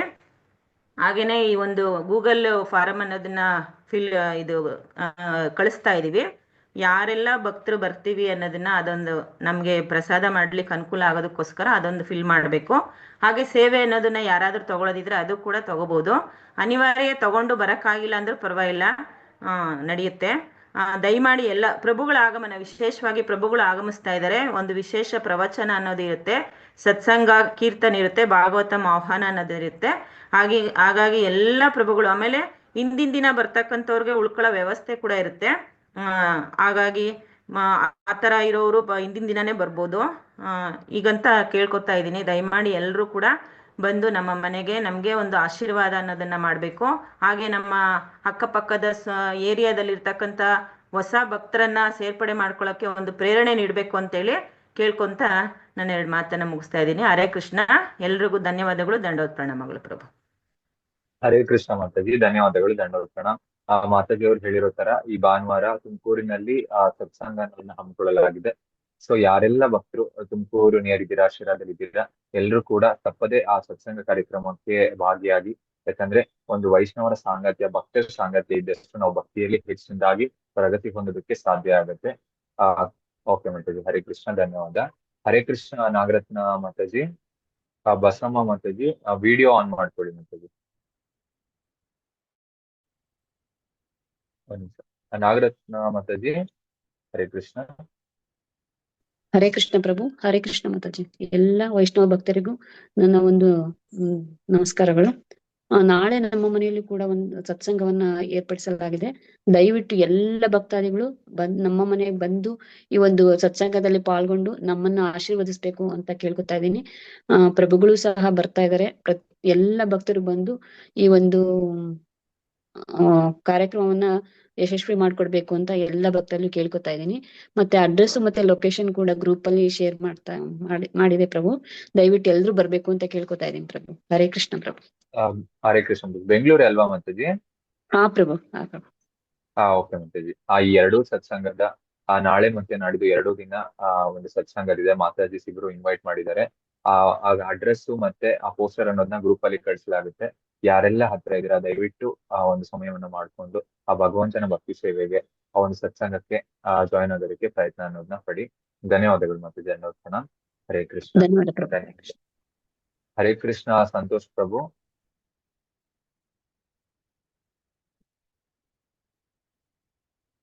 ಪ್ರಭು ಮ್ಯೂಟ್ ಅಲ್ಲಿ ಇದ್ದೀರಾ ಪ್ರಭು, ಅನ್ಮ್ಯೂಟ್ ಮಾಡಿ. ಲ್ಯಾಂಡ್ ಮಾರ್ಕ್ ಕಳಿಸ್ಬೇಕು ಅಂತ ಒಂಚೂರು ಕೇಳ್ಕೊತಾ ಇದೀವಿ ಮಾತಾಜಿ ಅವರೇ. ಕಳಿಸ್ತೀವಿ ಪ್ರಭು. ಇವತ್ತು ಪೋಸ್ಟರ್ ಮತ್ತೆ ಆ ಲೊಕೇಶನ್ ಎರಡನ್ನು ಶೇರ್ ಮಾಡ್ತೀವಿ ಪ್ರಭು. ಅವಾಗ್ಲೇ ನಾವು ಅಲ್ಲಿ ಸರಿಯಾದ ಜಾಗಕ್ಕೆ ವಿತ್ ಟೈಮಿಂಗು ಬೇಕು. ಯಾವ ಟೈಮಿಂದ ಯಾವ ಟೈಮ್ ವರ್ಗೂ ಇರುತ್ತೆ ಅಂತ ಅದು ಟೈಮಿಂಗು ಬೇಕಿತ್ತು. ಖಂಡಿತ ಪ್ರಭು, ಅದನ್ನ ಗ್ರೂಪ್ ಅಲ್ಲಿ ಶೇರ್ ಮಾಡ್ತೀವಿ. ಎಲ್ಲೇ ಸಿಗುತ್ತೆ ಪ್ರಭು. ಧನ್ಯವಾದ. ಧನ್ಯವಾದಗಳು ಮಾತಾಜಿ. ಹರೇ ಕೃಷ್ಣ ಬಸಮ್ಮ ಮಾತಾಜಿ ವಿಡಿಯೋ ಆನ್ ಮಾಡ್ತೀವಿ.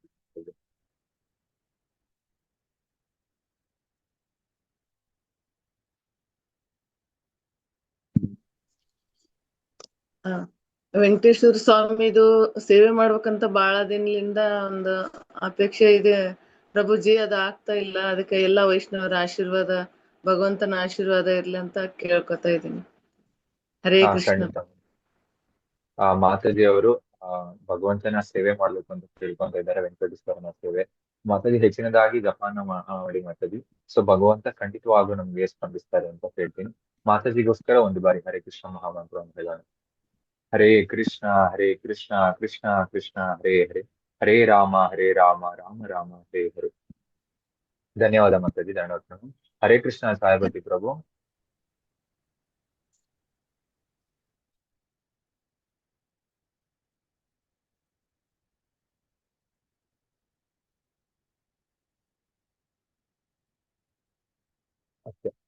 ಪ್ರಭುಗಳೆಲ್ಲ ಯಾರ್ದೆಲ್ಲ ಪ್ರಶ್ನೆ ಇದೆ ದಯವಿಟ್ಟು ಹ್ಯಾಂಡ್ ರೈಸ್ ಮಾಡಿ. ಮಾತಾಜಿ ಅವರು ನಮ್ ಜೊತೆ ಇದ್ದಾರೆ. ಚಿತ್ರಸೇನಿ ಮಾತಾಜಿ ಅವ್ರ ಪಾಪ ವೆಯ್ಟ್ ಮಾಡ್ತಿದ್ದಾರೆ. ಹರೇ ಕೃಷ್ಣ ಸಂತೋಷ್ ಪ್ರಭು.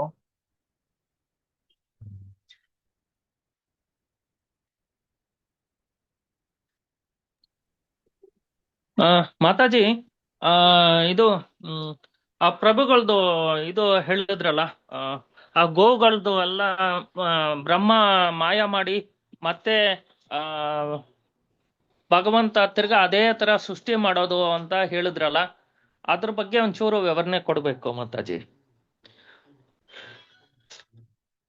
ಪ್ರಶ್ನೆ ಅರ್ಥ ಅಂದ್ರೆ ಆಗಿಲ್ಲ ಪ್ರಭು. ಅಂದ್ರೆ ಅಲ್ಲಿ ಇವಾಗ ಅಲ್ಲಿ ಎಲ್ಲ ಅವ್ರನ್ನೆಲ್ಲ ಇದ್ ಮಾಡ್ಕೊಂಡು ಅಪಕರಣೆ ಮಾಡ್ಕೊಂಡು ಹೊಟ್ಟೋಗ್ತಾರಲ್ಲ.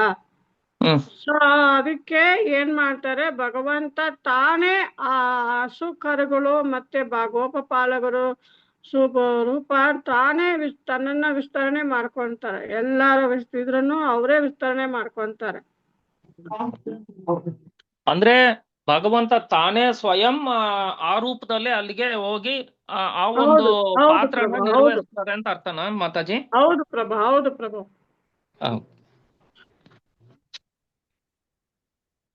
ಆ ಹಸು ಕರುಗಳ ತಾಯಿ, ಹಸುಗೆ ಮತ್ತೆ ಗೋಪಪಾಲಕರ ತಾಯಿಗಳು ಕೂಡ ಭಗವಂತ ಯಶೋಧ ಮಾತೆ ಹತ್ರ ಹಾಲು ಕುಡಿಬೇಕಾದ್ರೆ ಅವರಿಗೆಲ್ಲ ಒಂಥರ ಇದಾಗ್ತದೆ. ಅಲ್ಲಿ ಮಾತ್ರ ಕುಡಿತಾನೆ ಕೃಷ್ಣ, ನಮ್ಮ ಹತ್ರ ಬರ್ತಾ ಇಲ್ಲ, ನಮ್ಮ ಹತ್ರ ಇಲ್ವಾ?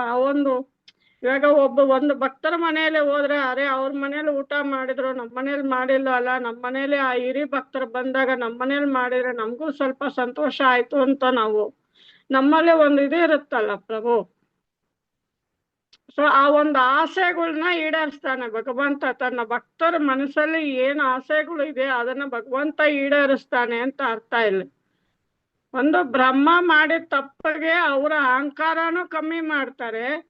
ಇನ್ನೊಂದು ಕಡೆ ಆ ಗೋಪಿಯರ ಗೋಪಪಾಲಕರ ತಾಯಿ ಮತ್ತೆ ಹಸು ಕರುಗಳನ್ನ ತಾಯಿ, ಹಸುಗಳಿಗೆ ಒಂದು ಆಸೆ ಇರುತ್ತೆ, ತನ್ನ ಹತ್ರನೂ ಭಗವಂತ ಹಾಲು ಕುಡಿಬೇಕು ಅನ್ನೋ ಒಂದು ಆಸೆ ಇರುತ್ತೆ. ಆ ಆಸೆನೂ ನೆರವೇರಿಸ್ತಾನೆ ಭಗವಂತ.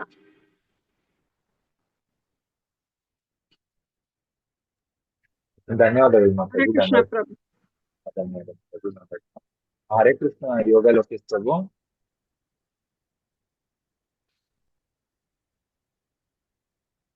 ಒಂದ್ ನಿಮಿಷ ಪ್ರಭು, ನಿಮಿಷ ಕೊಡ್ತಾ ಇದ್ದೀನಿ. ಹರೇ ಕೃಷ್ಣ ಪ್ರಭು. ಹರೇ ಕೃಷ್ಣ ಮಾತಾಜಿ.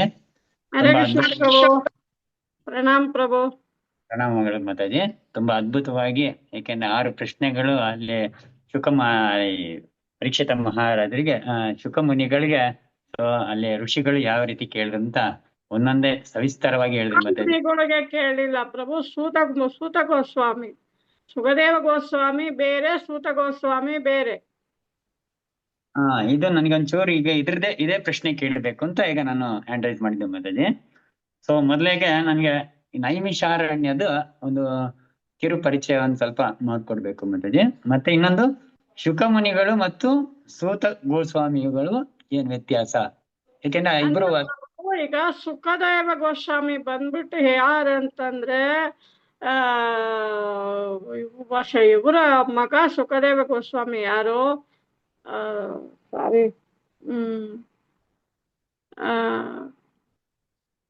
ನಿಧಾನವಾಗಿ ತಿಳ್ಕೊಂಡು ಹೇಳಿ ಮಾತಾಜಿ.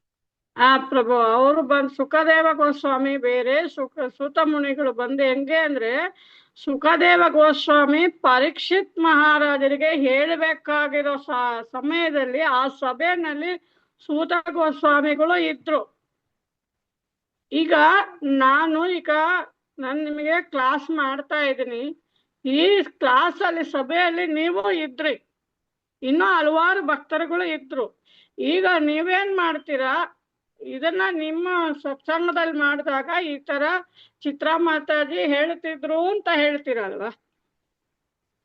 ಈಗ ಯಾರಾದ್ರೂ ನಿಮ್ಮ ಮೊನ್ನೆ ಶುಕ್ರವಾರ ಸ್ಪೆಷಲ್ ಕ್ಲಾಸಲ್ಲಿ ಏನ್ ಹೇಳಿದ್ರು, ಮಾತಾಜಿ ಏನ್ ವಿಷಯ ಮಾಡಿದ್ರು ಅಂದಾಗ ಆ ವಿಷಯಗಳನ್ನ ನೀವು ತಲುಪಿಸ್ತೀರ ಅವರಿಗೆ, ನಾನೇನ್ ಹೇಳಿದೆ ಅಂತ.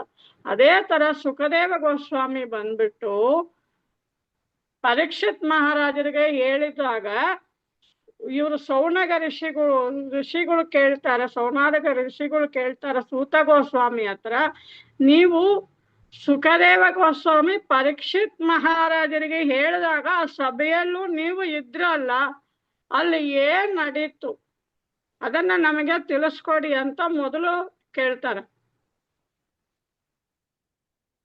ಅರ್ಥ ಆಯ್ತಾ? ಓಕೆ, ಇದನ್ನ ಅರ್ಥ ಮಾಡ್ಕೊಳ್ಳೋದು ತುಂಬಾ ಕಷ್ಟ ಆಗುತ್ತೆ. ಯಾಕೆಂದ್ರೆ ಅದು ಒಂಥರ ಕನ್ಫ್ಯೂಸನ್ ಆಗೋಗ್ಬಿಡ್ತದೆ, ಒಂದು ಸರ್ಕಲ್ ಇದೆ. ಕನ್ಫ್ಯೂಷನ್ ಇಲ್ಲ ಪ್ರಭು. ಈಗ ಸುಖದೇವ ಗೋಸ್ವಾಮಿ ಪರೀಕ್ಷಿತ್ ಮಹಾರಾಜರಿಗೆ ಶ್ರೀಮದ್ ಭಾಗವತಂನ ಹೇಳಿದಾಗ ಆ ಸಭೆಯಲ್ಲಿ ಸೂತ ಗೋಸ್ವಾಮಿಗಳು ಇದ್ರು. ಅದು ನಡೆದಿದ್ದ ಜಾಗ ಬೇರೆ, ನೈಮಿಷಾರಣ್ಯದಲ್ಲಿ ನಡೆದಿಲ್ಲ, ಅದು ಗಂಗೆ ತೀರದಲ್ಲಿ ನಡೀತು, ಅದು ಬೇರೆ ಕಡೆ ನಡೀತು. ಅದು ಆದ್ಮೇಲೆ ಸುಖದೇವ ಗೋಸ್ವಾಮಿ ಪರೀಕ್ಷಿತ್ ಮಹಾರಾಜರು ನಡೆದ ಆದ್ಮೇಲೆ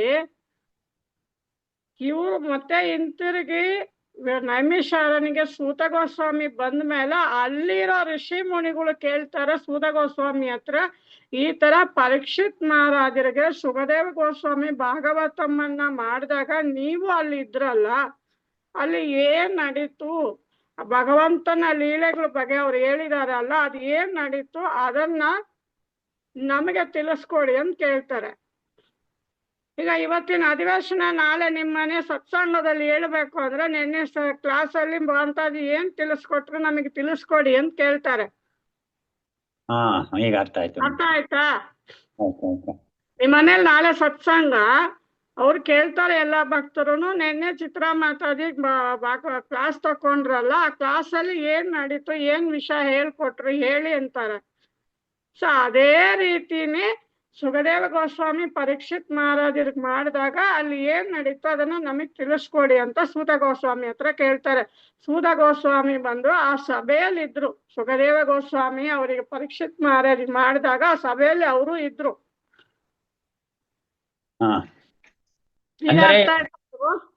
ಅಂದ್ರೆ ಈಗ ಇದ್ರ ಪ್ರಕಾರ ಅಲ್ಲಿ ಪರೀಕ್ಷಿತ ಮಹಾರಾಜರಿಗೆ ಅಲ್ಲಿ ಶುಕಮುನಿಗಳು ನೀಡದಂತ ಪ್ರವಚನನ ಇಲ್ಲಿ ನೈಮಿಷಾರಣ್ಯದಲ್ಲಿ ಋಷಿ ಮುನಿಗಳ ಪ್ರಶ್ನೆಗೆ ಉತ್ತರ ಕೊಡ್ತಾ ಇದ್ದಾರೆ. ಹೌದು ಪ್ರಭು. ಓಕೆ ಮಾತಾಜಿ, ಹರೇ ಕೃಷ್ಣ. ಇದು ನನಗೆ ಹಾಗೆ ಒಂಚೂರು ನೈಮಿಷಾರಣ್ಯದ ಬಗ್ಗೆ ಒಂಚೂರು ಏನಾದ್ರು ತಿಳಿಸ್ಕೊಂಡಿದ್ರೆ. ನೈಮಿಷಾರಣ್ಯದ ಬಗ್ಗೆ ನನಗೆ ಇನ್ನೂ ಜ್ಞಾನ ಬಂದಿಲ್ಲ ಪ್ರಭು. ಅದು ಎಲ್ಲಾದ್ರೂ ಇದ್ರೆ ನಮ್ಗೆ ಯಾವಾಗಾದ್ರೂ ಸಿಕ್ಕಿದ್ರೆ ಅದ್ರದ ಒಂದು ನಾವು ಪ್ರಯತ್ನ ಮಾಡ್ತೀವಿ ಪ್ರಭು. ಈ ನೆಕ್ಸ್ಟ್ ಇಯರ್ ನೈಮಿಷಾರಣ್ಯಕ್ಕೆ ಹೋಗ್ಬಿಟ್ಟು ಬರ್ಬೇಕು ಅಂತ. ಬಟ್ ಸದ್ಯಕ್ಕೆ ಇನ್ನು ಭಗವಂತ ನಮಗೆ ಅದು ಅಪ್ಪನೆ ಕೊಟ್ಟಿಲ್ಲ ಪ್ರಭು. ಕಾರಣ ಏನಂದ್ರೆ ನನ್ಗೆ ಇನ್ನು ಆರೋಗ್ಯ ಸರಿ ಹೋಗಿಲ್ಲ ಪ್ರಭು, ಇನ್ನೂ ಸ್ವಲ್ಪ ಇದಾಗಿದೆ. ಸರಿ ಮಾತಾಜಿ, ಯಾಕೆಂದ್ರೆ ಇದ್ರ ಬಗ್ಗೆ ಅಂತ ಜಾಗಗಳೆಲ್ಲ ನೋಡ್ಬೇಕು ಅಂದ್ರೆ ನಮ್ಗೂ ಹಿಂದಿನ ಕರ್ಮದ ಸುಕೃತಿ ಇರ್ಬೇಕು ಪ್ರಭು. ಸುಮ್ನೆ ಭಗವಂತ ಎಲ್ಲಾನು ಕೊಟ್ಬಿಡಲ್ಲ. ಭಗವಂತ ಎಲ್ಲರಿಗೂ ಎಲ್ಲವನ್ನು ಕೊಡ್ತಾನೆ, ಭಕ್ತಿ ಮಾತ್ರ ಕೊಡಲ್ಲ. ಯಾಕೆ ಹೇಳಿ? ಮಾಡ್ಬೇಕು, ಭಕ್ತಿ ಮಾಡ್ಬೇಕು. ಅಷ್ಟು ಬೇಗ ಸುಲಭ ಅಲ್ಲ, ಸಿಗೋದು ಇಲ್ಲ. ಎಲ್ಲವನ್ನು ಬಿಟ್ಟ ಮೇಲೇನೆ ಭಕ್ತಿ ಬರುತ್ತೆ. ನಾವ್ ಎಲ್ಲಾನು ಇಟ್ಕೊಂಡು ಭಕ್ತಿ ಬರ್ಬೇಕು ಅಂದ್ರೆ ಬರಲ್ಲ. ಯಾಕೆಂದ್ರೆ ನಾನು ಇದನ್ನ ನೈಮಿಷಾರಣ್ಯದ ಬಗ್ಗೆ ನಾನು ತಿಳ್ಕೊಳ್ಬೇಕಾದಾಗ ಖಂಡಿತ ನನಗೆ ಅಷ್ಟು ಗೊತ್ತಿಲ್ಲ. ಬೇಕಾದ್ರೆ ನಾನು ನೈಮಿಷಾರಣ್ಯ ಅನ್ನೋದು ಬಂದ್ಬಿಟ್ಟು ಜನರಲ್ ಆಗಿ ನನಗ್ ತಿಳಿದ ಮಾತ್ರಕ್ಕೆ ಎಲ್ಲಾ ತಪಸ್ವಿಗಳು ಋಷಿಗಳು ಅಲ್ಲಿ ತಪಸ್ ಮಾಡ್ತಾ ಇರ್ತಾರೆ. ಅದು ಒಂದು ಶುದ್ಧವಾದ ಜಾಗ, ಅದು ಈ ತಪಸ್ಸಕ್ಕೆಲ್ಲ ಉತ್ತಮವಾದ ಜಾಗ. ಅದು ಎಲ್ಲಾ ಋಷಿ ಮುನಿಗಳು ಅಲ್ಲಿ ಇರ್ತಾರೆ. ಇನ್ನೊಂದು ಅದರ ಒಂದು ಸ್ಪೆಷಲ್ ಇರುತ್ತೆ, ಬಟ್ ಅದ್ರ ಬಗ್ಗೆ ನಾನು ಇನ್ನೂ ಓದಿಲ್ಲ ಪ್ರಭು. ನಾನು ತಿಳ್ಕೊಂಡು ಮುಂದಿನ ಅಧಿವೇಶನದಲ್ಲಿ ಆದ್ರೆ ನಾನು ತಿಳಿಸ್ಕೊಡ್ತೀನಿ ಪ್ರಭು. ಹರೇ ಕೃಷ್ಣ. ಓಕೆ, ಧನ್ಯವಾದಗಳು ಮಾತಾಜಿ, ತುಂಬಾ ಅದ್ಭುತವಾಗಿ. ಹರೇ ಕೃಷ್ಣ ಪ್ರಭು, ಧನ್ಯವಾದಗಳು ಪ್ರಭು. ಧನ್ಯವಾದ ಮಾತಾಜಿ, ಧನ್ಯವಾದ ಪ್ರಣಾಮ್. ಮಾತಾಜಿ ಹೇಳ್ತಾ ಇದ್ರು, ಆಕ್ಚುಲಿ ಏನಂದ್ರೆ ಟೆಂಪಲ್ಗೆ ಬರೋರು ಗೊತ್ತಿರುತ್ತೆ ಆ ಮಾತಾಜಿ ಯಾವ ರೀತಿ ಅಂದ್ರೆ, ಅವ್ರು ಯಾವ್ದೇ ಸ್ಥಳಕ್ಕೆ ಹೋದ್ರು ನಮ್ಗೆ ಅಲ್ಲಿಂದ ಪ್ರಸಾದ ಅನ್ನೋದನ್ನ ಖಂಡಿತವಾಗೂ ತಂದ್ಕೊಡ್ತಾರೆ. ಯಾರೆಲ್ಲ ಸೆಕೆಂಡ್ ಸ್ಯಾಟರ್ಡೇಗೆ ಬರ್ತಾ ಇರ್ತೀರೋ ಅವ್ರಿಗೆಲ್ಲ ಗೊತ್ತಿರುತ್ತೆ. ಮಾತಾಜಿಗೆ ಎಷ್ಟು ಥ್ಯಾಂಕ್ ಯು ಹೇಳಿದ್ರು ಸಾಲದು. ಯಾಕಂದ್ರೆ ನಾವು ಹೋಗದೆ ಇದ್ರು ಕೂಡ ಮಾತಾಜಿ ನಮ್ಗೆ ಅಲ್ಲಿಂದ ಪ್ರಸಾದ ಅನ್ನೋದನ್ನ ತಪ್ಪದೇ ತರ್ತಾರೆ. ಅದೇ ರೀತಿ ಮಾತಾಜಿ ಆರೋಗ್ಯವಾಗಿರ್ಲಿ, ಶೀಘ್ರವಾಗಿ ಇದೇ ರೀತಿ ನಮ್ಮನ್ನು ಕೂಡ ಕರ್ಕೊಂಡು ಹೋಗ್ಲಿ ಅಂತ ಕೇಳ್ಕೊಂತೀವಿ. ಹರೇ ಕೃಷ್ಣ ಸಾಯಿಪತಿ ಪ್ರಭು.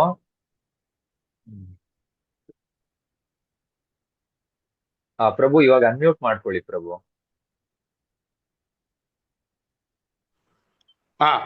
ಹರೇ ಕೃಷ್ಣ ಪ್ರಭು. ಹರೇ ಕೇಳಿಸ್ತಿದ್ಯಾ ಪ್ರಭು? ಕೇಳಿಸ್ತಿದ್ಯಾ ಪ್ರಭು? ನಂದು ಮಾತಾಜಿ ಹತ್ರ ಒಂದೇ ಒಂದು ಪ್ರಶ್ನೆ. ನಾನು ಬಹಳ ವರ್ಷಗಳಿಂದ ವಿಶ್ವನಲ್ಲಿ ಇದ್ದೀನಿ. ಮತ್ತೆ ಮಾತಾಜಿ ಹೇಳ್ದಂಗೆ ಎಲ್ಲ ಮಾಡ್ಬೇಕಾದಂತ ಕರ್ತವ್ಯಗಳು ಮಾಡ್ಕೊಂಡ್ ಬಂದಿದ್ದೀನಿ. ಈಗ ಅವ್ರು ಹೇಳಿದ್ರು ಭಾಗವತ ಓದೋವಾಗ ಸತ್ಸಂಗದಲ್ಲಿ ಇದ್ ಮಾಡ್ಬೇಕಾ ಇಲ್ಲ ಒಬ್ಬೊಬ್ರೇ ಓದಿದ್ರೆ ನೆಮ್ಮದಿ ಸಿಗತ್ತಾ ಅಂತ ಪ್ರಶ್ನೆ ಪ್ರಭು. ಪ್ರಭು ಒಬ್ಬೊಬ್ಬರೇ ಓದ್ಬೇಕಂದ್ರೆ ಓದ್ಬೋದು ಪ್ರಭು. ಆದ್ರೆ ಏನಾಗುತ್ತೆ ಅಂತಂದ್ರೆ ನಾವು ಒಬ್ಬೊಬ್ಬರೇ ಕುತ್ಕೊಂಡು ಓದಿದಾಗ ಒಂದು ಶ್ಲೋಕ ಒಂದು ಅರ್ಧ ಪೇಜ್ ಓದಿದಾಗ ನಮ್ಗೆ ಏನಾದ್ರು ಒಂದು ಮನೇಲಿ ಅಂತ ಅಂದ್ಮೇಲೆ ನಮ್ಗೆ ಏನಾದ್ರು ಒಂದು ಅಡ್ಡಂಗಳು ಬಂದೇ ಇರ್ತದೆ. ಏನೋ ಕೆಲಸ ಇರ್ತದೆ, ಸಡನ್ ಆಗಿ ಯಾರಾದ್ರೂ ಬರ್ತಾರೆ ಮನೆಗೆ. ಮತ್ತೆ ನಮ್ಗೂನು ಒಂಥರ ಬೆಳಗ್ಗೆ ಬೇಗ ಎದ್ದು ಜಪ ಎಲ್ಲ ಮಾಡಿರ್ತೀವಿ, ಎಲ್ಲ ಆಗಿರ್ತದೆ. ಒಂಥರ ಪ್ರಸಾದ ಆದ್ಮೇಲೆ ಏನ್ ಮಾಡುತ್ತದೆ, ನಿದ್ದೆ ಬರುತ್ತೆ. ಭಕ್ತರ ಸಾಂಗತ್ಯದಲ್ಲಿ ಓದೋವಾಗ ಕೆಲವು ಬಾರಿ ನಮ್ಗೆ ಎಲ್ಲಾರು ಒಂಚೂರು ಅನುಮಾನಗಳು ಬಂದಾಗ ಬೇರೆ ಭಕ್ತರ ಜೊತೆ ಅದ್ರ ಬಗ್ಗೆ ವಾದ ಮಾಡೋವಾಗ ನಮಗೆ ಅದು ಉತ್ತರ ಸಿಗ್ತದೆ. ನಮ್ಮ ಅನುಮಾನಕ್ಕೆ ಅದು ಉತ್ತರ ಸಿಗುತ್ತೆ. ಸೊ ಸಾಂಗತ್ಯದಲ್ಲಿ ಭಕ್ತರ ಸಾಂಗತ್ಯದಲ್ಲಿ ಇರೋದು ಉತ್ತಮ. ಸರಿ ಮಾತಾಡಿ, ಧನ್ಯವಾದಗಳು ಮಾತಾಡಿ. ಪ್ರತಿದಿನ ನಾವು ಮಧ್ಯಾಹ್ನ 12:15 1 ತನಕ ಭಾಗವತము ಪಾರಾಯಣ ಮಾಡ್ತಿದೀವಿ, ಗುರುಪಾಗೆ ಮಾಡ್ತಿದೀವಿ. ಒಂದು 10-12 ಡಿವೋಟಿಗಳು ಬರ್ತಾರೆ. ನಿಮ್ಗೆ ಆಸಕ್ತಿ ಇದ್ರೆ ನಿಖಿಲ್ ಪ್ರಭುನ್ ಕೇಳಿ, ನಂಬರ್ ಕೊಡ್ತಾರೆ. ಅಲ್ಲಿ ನಾನು ನಿಮ್ಗೆ ಓಕೆ ಅಂದ್ರೆ ನಾನು ಆಡ್ ಮಾಡ್ತೀನಿ ನಿಮ್ಮನ್ನ ಗ್ರೂಪ್ ಅಲ್ಲಿ. ದಿನ ನಮ್ ಜೊತೆ ಸೇರ್ಕೊಂಡು ಓದ್ಬೋದು, ಏನು ತೊಂದ್ರೆ ಇಲ್ಲ. ಆಯ್ತು ಮಾತಾಜಿ, ಸಂತೋಷ ಮಾತಾಜಿ, ಧನ್ಯವಾದಗಳು ಮಾತಾಜಿ. ಹರೇ ಕೃಷ್ಣ. ಹರೇ ಕೃಷ್ಣ ಪ್ರಭು, ಧನ್ಯವಾದ. ಹರೇ ಕೃಷ್ಣ ಮಾತಾಜಿ, ಧನ್ಯವಾದಗಳು. ದಂಡೋತ್ ಪ್ರಣಾಮ್. ಯಾರಿಗಾದ್ರೂ ಬೇರೆಯವ್ರಿಗೆ ಆ ಪ್ರಶ್ನೆ ಇದ್ರೆ ದಯವಿಟ್ಟು ಹ್ಯಾಂಡ್ ರೈಸ್ ಮಾಡಿ, ನಿಮ್ಗೆ ಅನ್ಮ್ಯೂಟ್ ಆಪ್ಷನ್ ಕೊಡ್ಲಾಗುತ್ತೆ.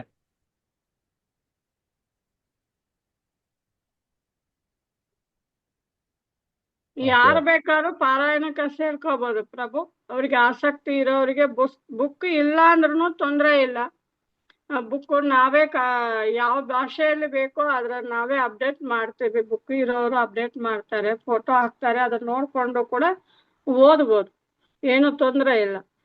ತಮಿಳ್ ಓದ್ತೀನಿ ಅನ್ನೋರಿಗೆ ತಮಿಳಲ್ಲಿ 1:30 2:30 ಮಧ್ಯಾಹ್ನ ಮಾಡ್ತೀವಿ. ಕನ್ನಡ ಬಂದ್ಬಿಟ್ಟು 12:15 1:15 ಮಾಡ್ತೀವಿ. ಸೊ ಯಾರಿಗೆ ಆಸಕ್ತಿ ಇದೆಯೋ ಅವರು ಜಾಯಿನ್ ಆಗ್ಬೋದು. ನನ್ನ ನಂಬರ್ ಕೊಡಿ ಪ್ರಭು, ಅವರು ಫೋನ್ ಮಾಡಿ ಕಾಂಟ್ಯಾಕ್ಟ್ ಮಾಡಲಿ. ಓಕೆ ಮಾತಾಜಿ. ಯಾರೆಲ್ಲ ಮಾತಾಜಿ ಹೇಳಿರೋ ತರ ಆ ಬುಕ್ ರೀಡಿಂಗ್ ಸೆಷನ್ ಗೆ ಜಾಯಿನ್ ಆಗ್ಬೇಕು, ಭಾಗವತಂ ರೀಡಿಂಗ್ ಏನೋರು ನಿಮ್ಮ ರೆಪ್ರೆಸೆಂಟೇಟಿವ್ಸ್ ನ ಕೇಳಿ, ಇಲ್ಲ ನನ್ನಾದ್ರೂ ಕೇಳಿ, ನೀವು ಮೆಸೇಜ್ ಹಾಕಿದ್ರೆ ನಾವು ಮಾತಾಜಿ ಕಾಂಟ್ಯಾಕ್ಟ್ ಅನ್ನ ಕೊಡ್ತೀವಿ. ನೀವು ಮಾತಾಜಿ ಆಫ್ಲೈನ್ ಇರುತ್ತಲ್ಲ ಮಾತಾಜಿ? ಇಲ್ಲ, ಅಲ್ಲ ಆನ್ಲೈನ್ ಪ್ರಭು, ಆನ್ಲೈನ್. ಓಕೆ ಮಾತಾಜಿ, ಆನ್ಲೈನ್ ಅಲ್ಲಿ ಮಾಡ್ತಿದ್ದಾರೆ ಇನ್ನು ಸದ್ಯಕ್ಕೆ ಸ್ಟಾರ್ಟ್ ಮಾಡಿಲ್ಲ ಪ್ರಭು, ನೋಡ್ಬೇಕು. ಪ್ರಭುಗಳು ಹೇಳ್ತಾ ಇದ್ದಾರೆ ಅಷ್ಟರಲ್ಲಿ ಶುರು ಮಾಡೋಣ. ಅಷ್ಟರಲ್ಲಿ ನನ್ಗೆ ಸ್ವಲ್ಪ ಆರೋಗ್ಯ ಅಡಚಣೆ ಆಯ್ತು, ಮಾಡ್ಲಿಕ್ಕಾಗಿಲ್ಲ. ಸೊ ಭಗವಂತ ಅದಕ್ಕಿನ್ನು ನನಗೆ ಸುಕೃತಿ ಇನ್ನು ಪಡ್ಕೊಂಡಿಲ್ಲ ಅಂತ ನಾನು ಅನ್ಕೊಂತೀನಿ ಪ್ರಭು, ಅಷ್ಟೇ. ನಾವು ಪ್ರತಿಯೊಂದು ನಾವು ಬೇರೆಯವ್ರ ಮೇಲೆ ಡಿಪೆಂಡ್ ಆಗಕ್ಕಿಂತ ನಮಗಿನ್ನು ಆ ಸುಕೃತಿ ಬಂದಿಲ್ಲ, ನಮ್ ಕರ್ಮ ಇನ್ನು ಮುಗ್ದಿಲ್ಲ. ನಾನು ಎಷ್ಟು ಪಾಪ ಮಾಡಿರ್ತೀನೋ, ಬೇರೆಯವ್ರಿಗೆ ಎಷ್ಟು ನೋಯಿಸಿರ್ತೀನೋ ಪ್ರತಿ ವಿಷಯದಲ್ಲೂ, ಕರ್ಮ ಎಲ್ಲ ಕಳೆದ್ಮೇಲೆನೆ ನಂಗೆ ಸುಕೃತಿ ಸಿಗೋದಲ್ವಾ. ಖಂಡಿತ ಮಾತಾಜಿ. ವಾರಕ್ಕೆ 5 ದಿನ ಇರುತ್ತೆ ಪ್ರಭು, ಸೋಮವಾರದಿಂದ ಶುಕ್ರವಾರದ ತನಕ, ಶನಿವಾರ ಭಾನುವಾರ ಇಲ್ಲ. ಮತ್ತೆ ಏಕಾದಶಿ ದಿನ ಬರೀ ಭಗವದ್ಗೀತೆ ಶ್ಲೋಕ 108 ಶ್ಲೋಕ ಮಾತ್ರ ಪಾರಾಯಣ ಮಾಡ್ತೀವಿ. ಏಕಾದಶಿ ದಿನ ಶ್ಲೋಕ ಪಾರಾಯಣ, ಅವತ್ತಿನ ದಿನ ಭಾಗವತಂ ರೀಡಿಂಗ್ ಇಲ್ಲ. ಓಕೆ ಮಾತಾಜಿ. ಮಾತಾಜಿ ಹೇಳಿರೋ ತರ ವಾರದಲ್ಲಿ 5 ದಿನ ಆ ಭಾಗವತಂ ರೀಡಿಂಗ್ ಸೆಷನ್ ಅನ್ನೋದಿರುತ್ತೆ. ಸೊ ಯಾರಿಗೆಲ್ಲ ಇಂಟ್ರೆಸ್ಟ್ ಇದೆ ಅವರು ನಿಮ್ಮ ರೆಪ್ರೆಸೆಂಟೇಟಿವ್ಸ್ ನ ಕಾಂಟ್ಯಾಕ್ಟ್ ಮಾಡಿ, ಇಲ್ಲ ನನ್ನಾದ್ರೂ ಕಾಂಟ್ಯಾಕ್ಟ್ ಮಾಡಿ, ನಿಮ್ಗೆ ಮಾತಾಜಿ ನಂಬರ್ ನ ಕೊಡ್ಲಾಗುತ್ತೆ. ಅಲ್ಲಿಂದ ನೀವು ಆ ಗ್ರೂಪ್ಗೆ ಸೇರ್ಕೋಬಹುದು. ಇನ್ನ ಬೇರೆ ಯಾರಿಗಾದ್ರೂ ಏನಾದ್ರು ಪ್ರಶ್ನೆ ಇದ್ರೆ ದಯವಿಟ್ಟು ಹ್ಯಾಂಡ್ ರೈಸ್ ಮಾಡಿ. ಯಾರಿಗೂ ಪ್ರಶ್ನೆ ಇಲ್ಲ ಅಂದ್ರೆ ಸೆಷನ್ ಅನ್ನ ಎಂಡ್ ಮಾಡೋಣ. ಓಕೆ, ಯಾರಿಗೂ ಕ್ವಶನ್ಸ್ ಇಲ್ಲ ಅಂತ ಕಾಣಿಸುತ್ತೆ, ಯಾರು ಹ್ಯಾಂಡ್ ರೈಸ್ ಮಾಡ್ತಿಲ್ಲ. ಒಂದು ಬಾರಿ ಹರೇ ಕೃಷ್ಣ ಮಹಾಮಂತ್ರವನ್ನು ಹೇಳ್ತಾ, ವೈಷ್ಣವ ಪ್ರಣಾಮ ಮಂತ್ರವನ್ನು ಹೇಳ್ತಾ ಇವತ್ತಿನ ಈ ಅಧಿವೇಶನವನ್ನ ಎಂಡ್ ಮಾಡೋಣ. ಹರೇ ಕೃಷ್ಣ ಕೃಷ್ಣ ಕೃಷ್ಣ ಹರೇ ಹರೇ, ಹರೇ ರಾಮ ರಾಮ ರಾಮ ಹರೇ ಹರೇ. ವಾಂಛಾಕಲ್ಪತರುಭ್ಯಶ್ಚ ಕೃಪಾ ಸಿಂಧುಭ್ಯ ಏವ ಚ ಪತಿತಾನಾಂ ಪಾವನೇಭ್ಯೋ ವೈಷ್ಣವೇಭ್ಯೋ ನಮೋ ನಮಃ। अनंत कोटि वैष्णव वृंद की जय। हरे कृष्ण महामंत्र की जय। श्रीमद् भगवद गीता महाग्रंथ की जय। ಸತ್ಯಭಾವನ ಶ್ರೀಲ ಪ್ರಭುಪಾದ की जय। ಹಾಗೂ ನಮ್ಮ ಶಿಕ್ಷಾ ಗುರುಗಳಾದ ಸುರನಾಥ ಪ್ರಭುಗಳಿಗೆ ವಂದಿಸುತ್ತಾ ಇವತ್ತಿನ ಅಧಿವೇಶನಕ್ಕೆ ಜಾಯಿನ್ ಆಗಿದಂತ ಎಲ್ಲ ಭಕ್ತರಿಗೆ ನನ್ನ ಅನಂತ ಕೋಟಿ ವಂದನೆಗಳು, ಧನ್ಯವಾದ, ದಂಡೋತ್ಪನ್ನ। ಹರೇ ಕೃಷ್ಣ ಹರೇ ಮಾತಾಜಿ। ಕೃಷ್ಣ ಪ್ರಭು, ಧನ್ಯವಾದಗಳು ಪ್ರಭು, ಅವಕಾಶ ಕೊಟ್ಟಿದ್ದಕ್ಕೆ ತುಂಬಾ ತುಂಬಾ ತುಂಬಾ ಧನ್ಯವಾದಗಳು ಮಾತಾಜಿ, ನಮ್ಮಂತವ್ರನ್ನೆಲ್ಲ ಬಂದು ನೀವು ನಿಮ್ಮಲ್ಲಿರೋ ಜ್ಞಾನವನ್ನು ಕೊಟ್ಟಿದ್ದೀರಾ, ತುಂಬಾ ಧನ್ಯವಾದ। రెండు ಕ್ಯಾಂಡಲ್ ಹರೇ ಹಾಕೋ ಕೃಷ್ಣ ಸ್ವಲ್ಪ ಪ್ರಭು, ಹರೇ ಕೃಷ್ಣ ಮಾತಾಜಿ, ಪಂಚಾಂಗ ಹರೇ ಪ್ರಣಾಮ, ಕೃಷ್ಣ ಧನ್ಯವಾದ। ಮಾತಾಜಿ, ಹರೇ ಹರೇ ಕೃಷ್ಣ ಕೃಷ್ಣ ಪ್ರಭು, ಹರೇ ಕೃಷ್ಣ ಮಾತಾಜಿ, ದಂಡವತ್ ಹರೇ ಕೃಷ್ಣ ಮಾತಾಜಿ, ಹರೇ ಕೃಷ್ಣ ಪ್ರಭುಜಿ, ದಂಡವತ್ ಪ್ರಭು, ಧನ್ಯವಾದಗಳು। ಹರೇ ಹರೇ ಕೃಷ್ಣ ಮಾತಾಜಿ, ಧನ್ಯವಾದಗಳು। ಎಲ್ಲರಿಗೂ ಹರೇ ಕೂಡ ಕೃಷ್ಣ ಧನ್ಯವಾದ ಪ್ರಭುಜಿ, ಹರೇ ಪ್ರಣಾಮಗಳು। ಕೃಷ್ಣ ಮಾತಾಜಿ, ಕೃಷ್ಣ ಪ್ರಭುಜಿ, ದಂಡೋತ್ಪನ್ನಗಳು। ಕೃಷ್ಣ ಮಾತಾಜಿ, ಹರೇ ಕೃಷ್ಣ ಪ್ರಭು, ಹರೇ ಕೃಷ್ಣ ಮಾತಾಜಿ, ಹರೇ ಕೃಷ್ಣ ಪ್ರಭುಜಿ, ದಂಡೋತ್ಪನ್ನ। ಹರೇ ಕೃಷ್ಣ ಪ್ರಭು, ಹರೇ ಕೃಷ್ಣ ಮಾತಾಜಿ, ಹರೇ ಕೃಷ್ಣ ಪ್ರಭು, ಹರೇ ಕೃಷ್ಣ ಮಾತಾಜಿ, ದಂಡವತ್ ಪ್ರಣಾಮ। ಹರೇ ಕೃಷ್ಣ ಹರೇ ಕೃಷ್ಣ ಮಾತಾಜಿ, ಧನ್ಯವಾದಗಳು, ದಂಡೋತ್ ಪ್ರಣಾಮ। ಹರೇ ಕೃಷ್ಣ। ಹರೇ ಕೃಷ್ಣ ಪ್ರಭು, ಹರೇ ಕೃಷ್ಣ ಮಾತಾಜಿ, ಹರೇ ಕೃಷ್ಣ ಹರೇ ಹರೇ ಕೃಷ್ಣ ಹರೇ ಕೃಷ್ಣ ಪ್ರಭು, ಹರೇ ಕೃಷ್ಣ ಮಾತಾಜಿ, ಪಂಚಾಂಗ ಪ್ರಣಾಮಗಳು। ಹರೇ ಕೃಷ್ಣ ಹರೇ ಕೃಷ್ಣ ಹರೇ ಕೃಷ್ಣ। ಪ್ರವೀಣ್ ಪ್ರಭು ಹೆಂಗ್ ಮಾಡದ ಪ್ರಭು ಸೆಷನ್?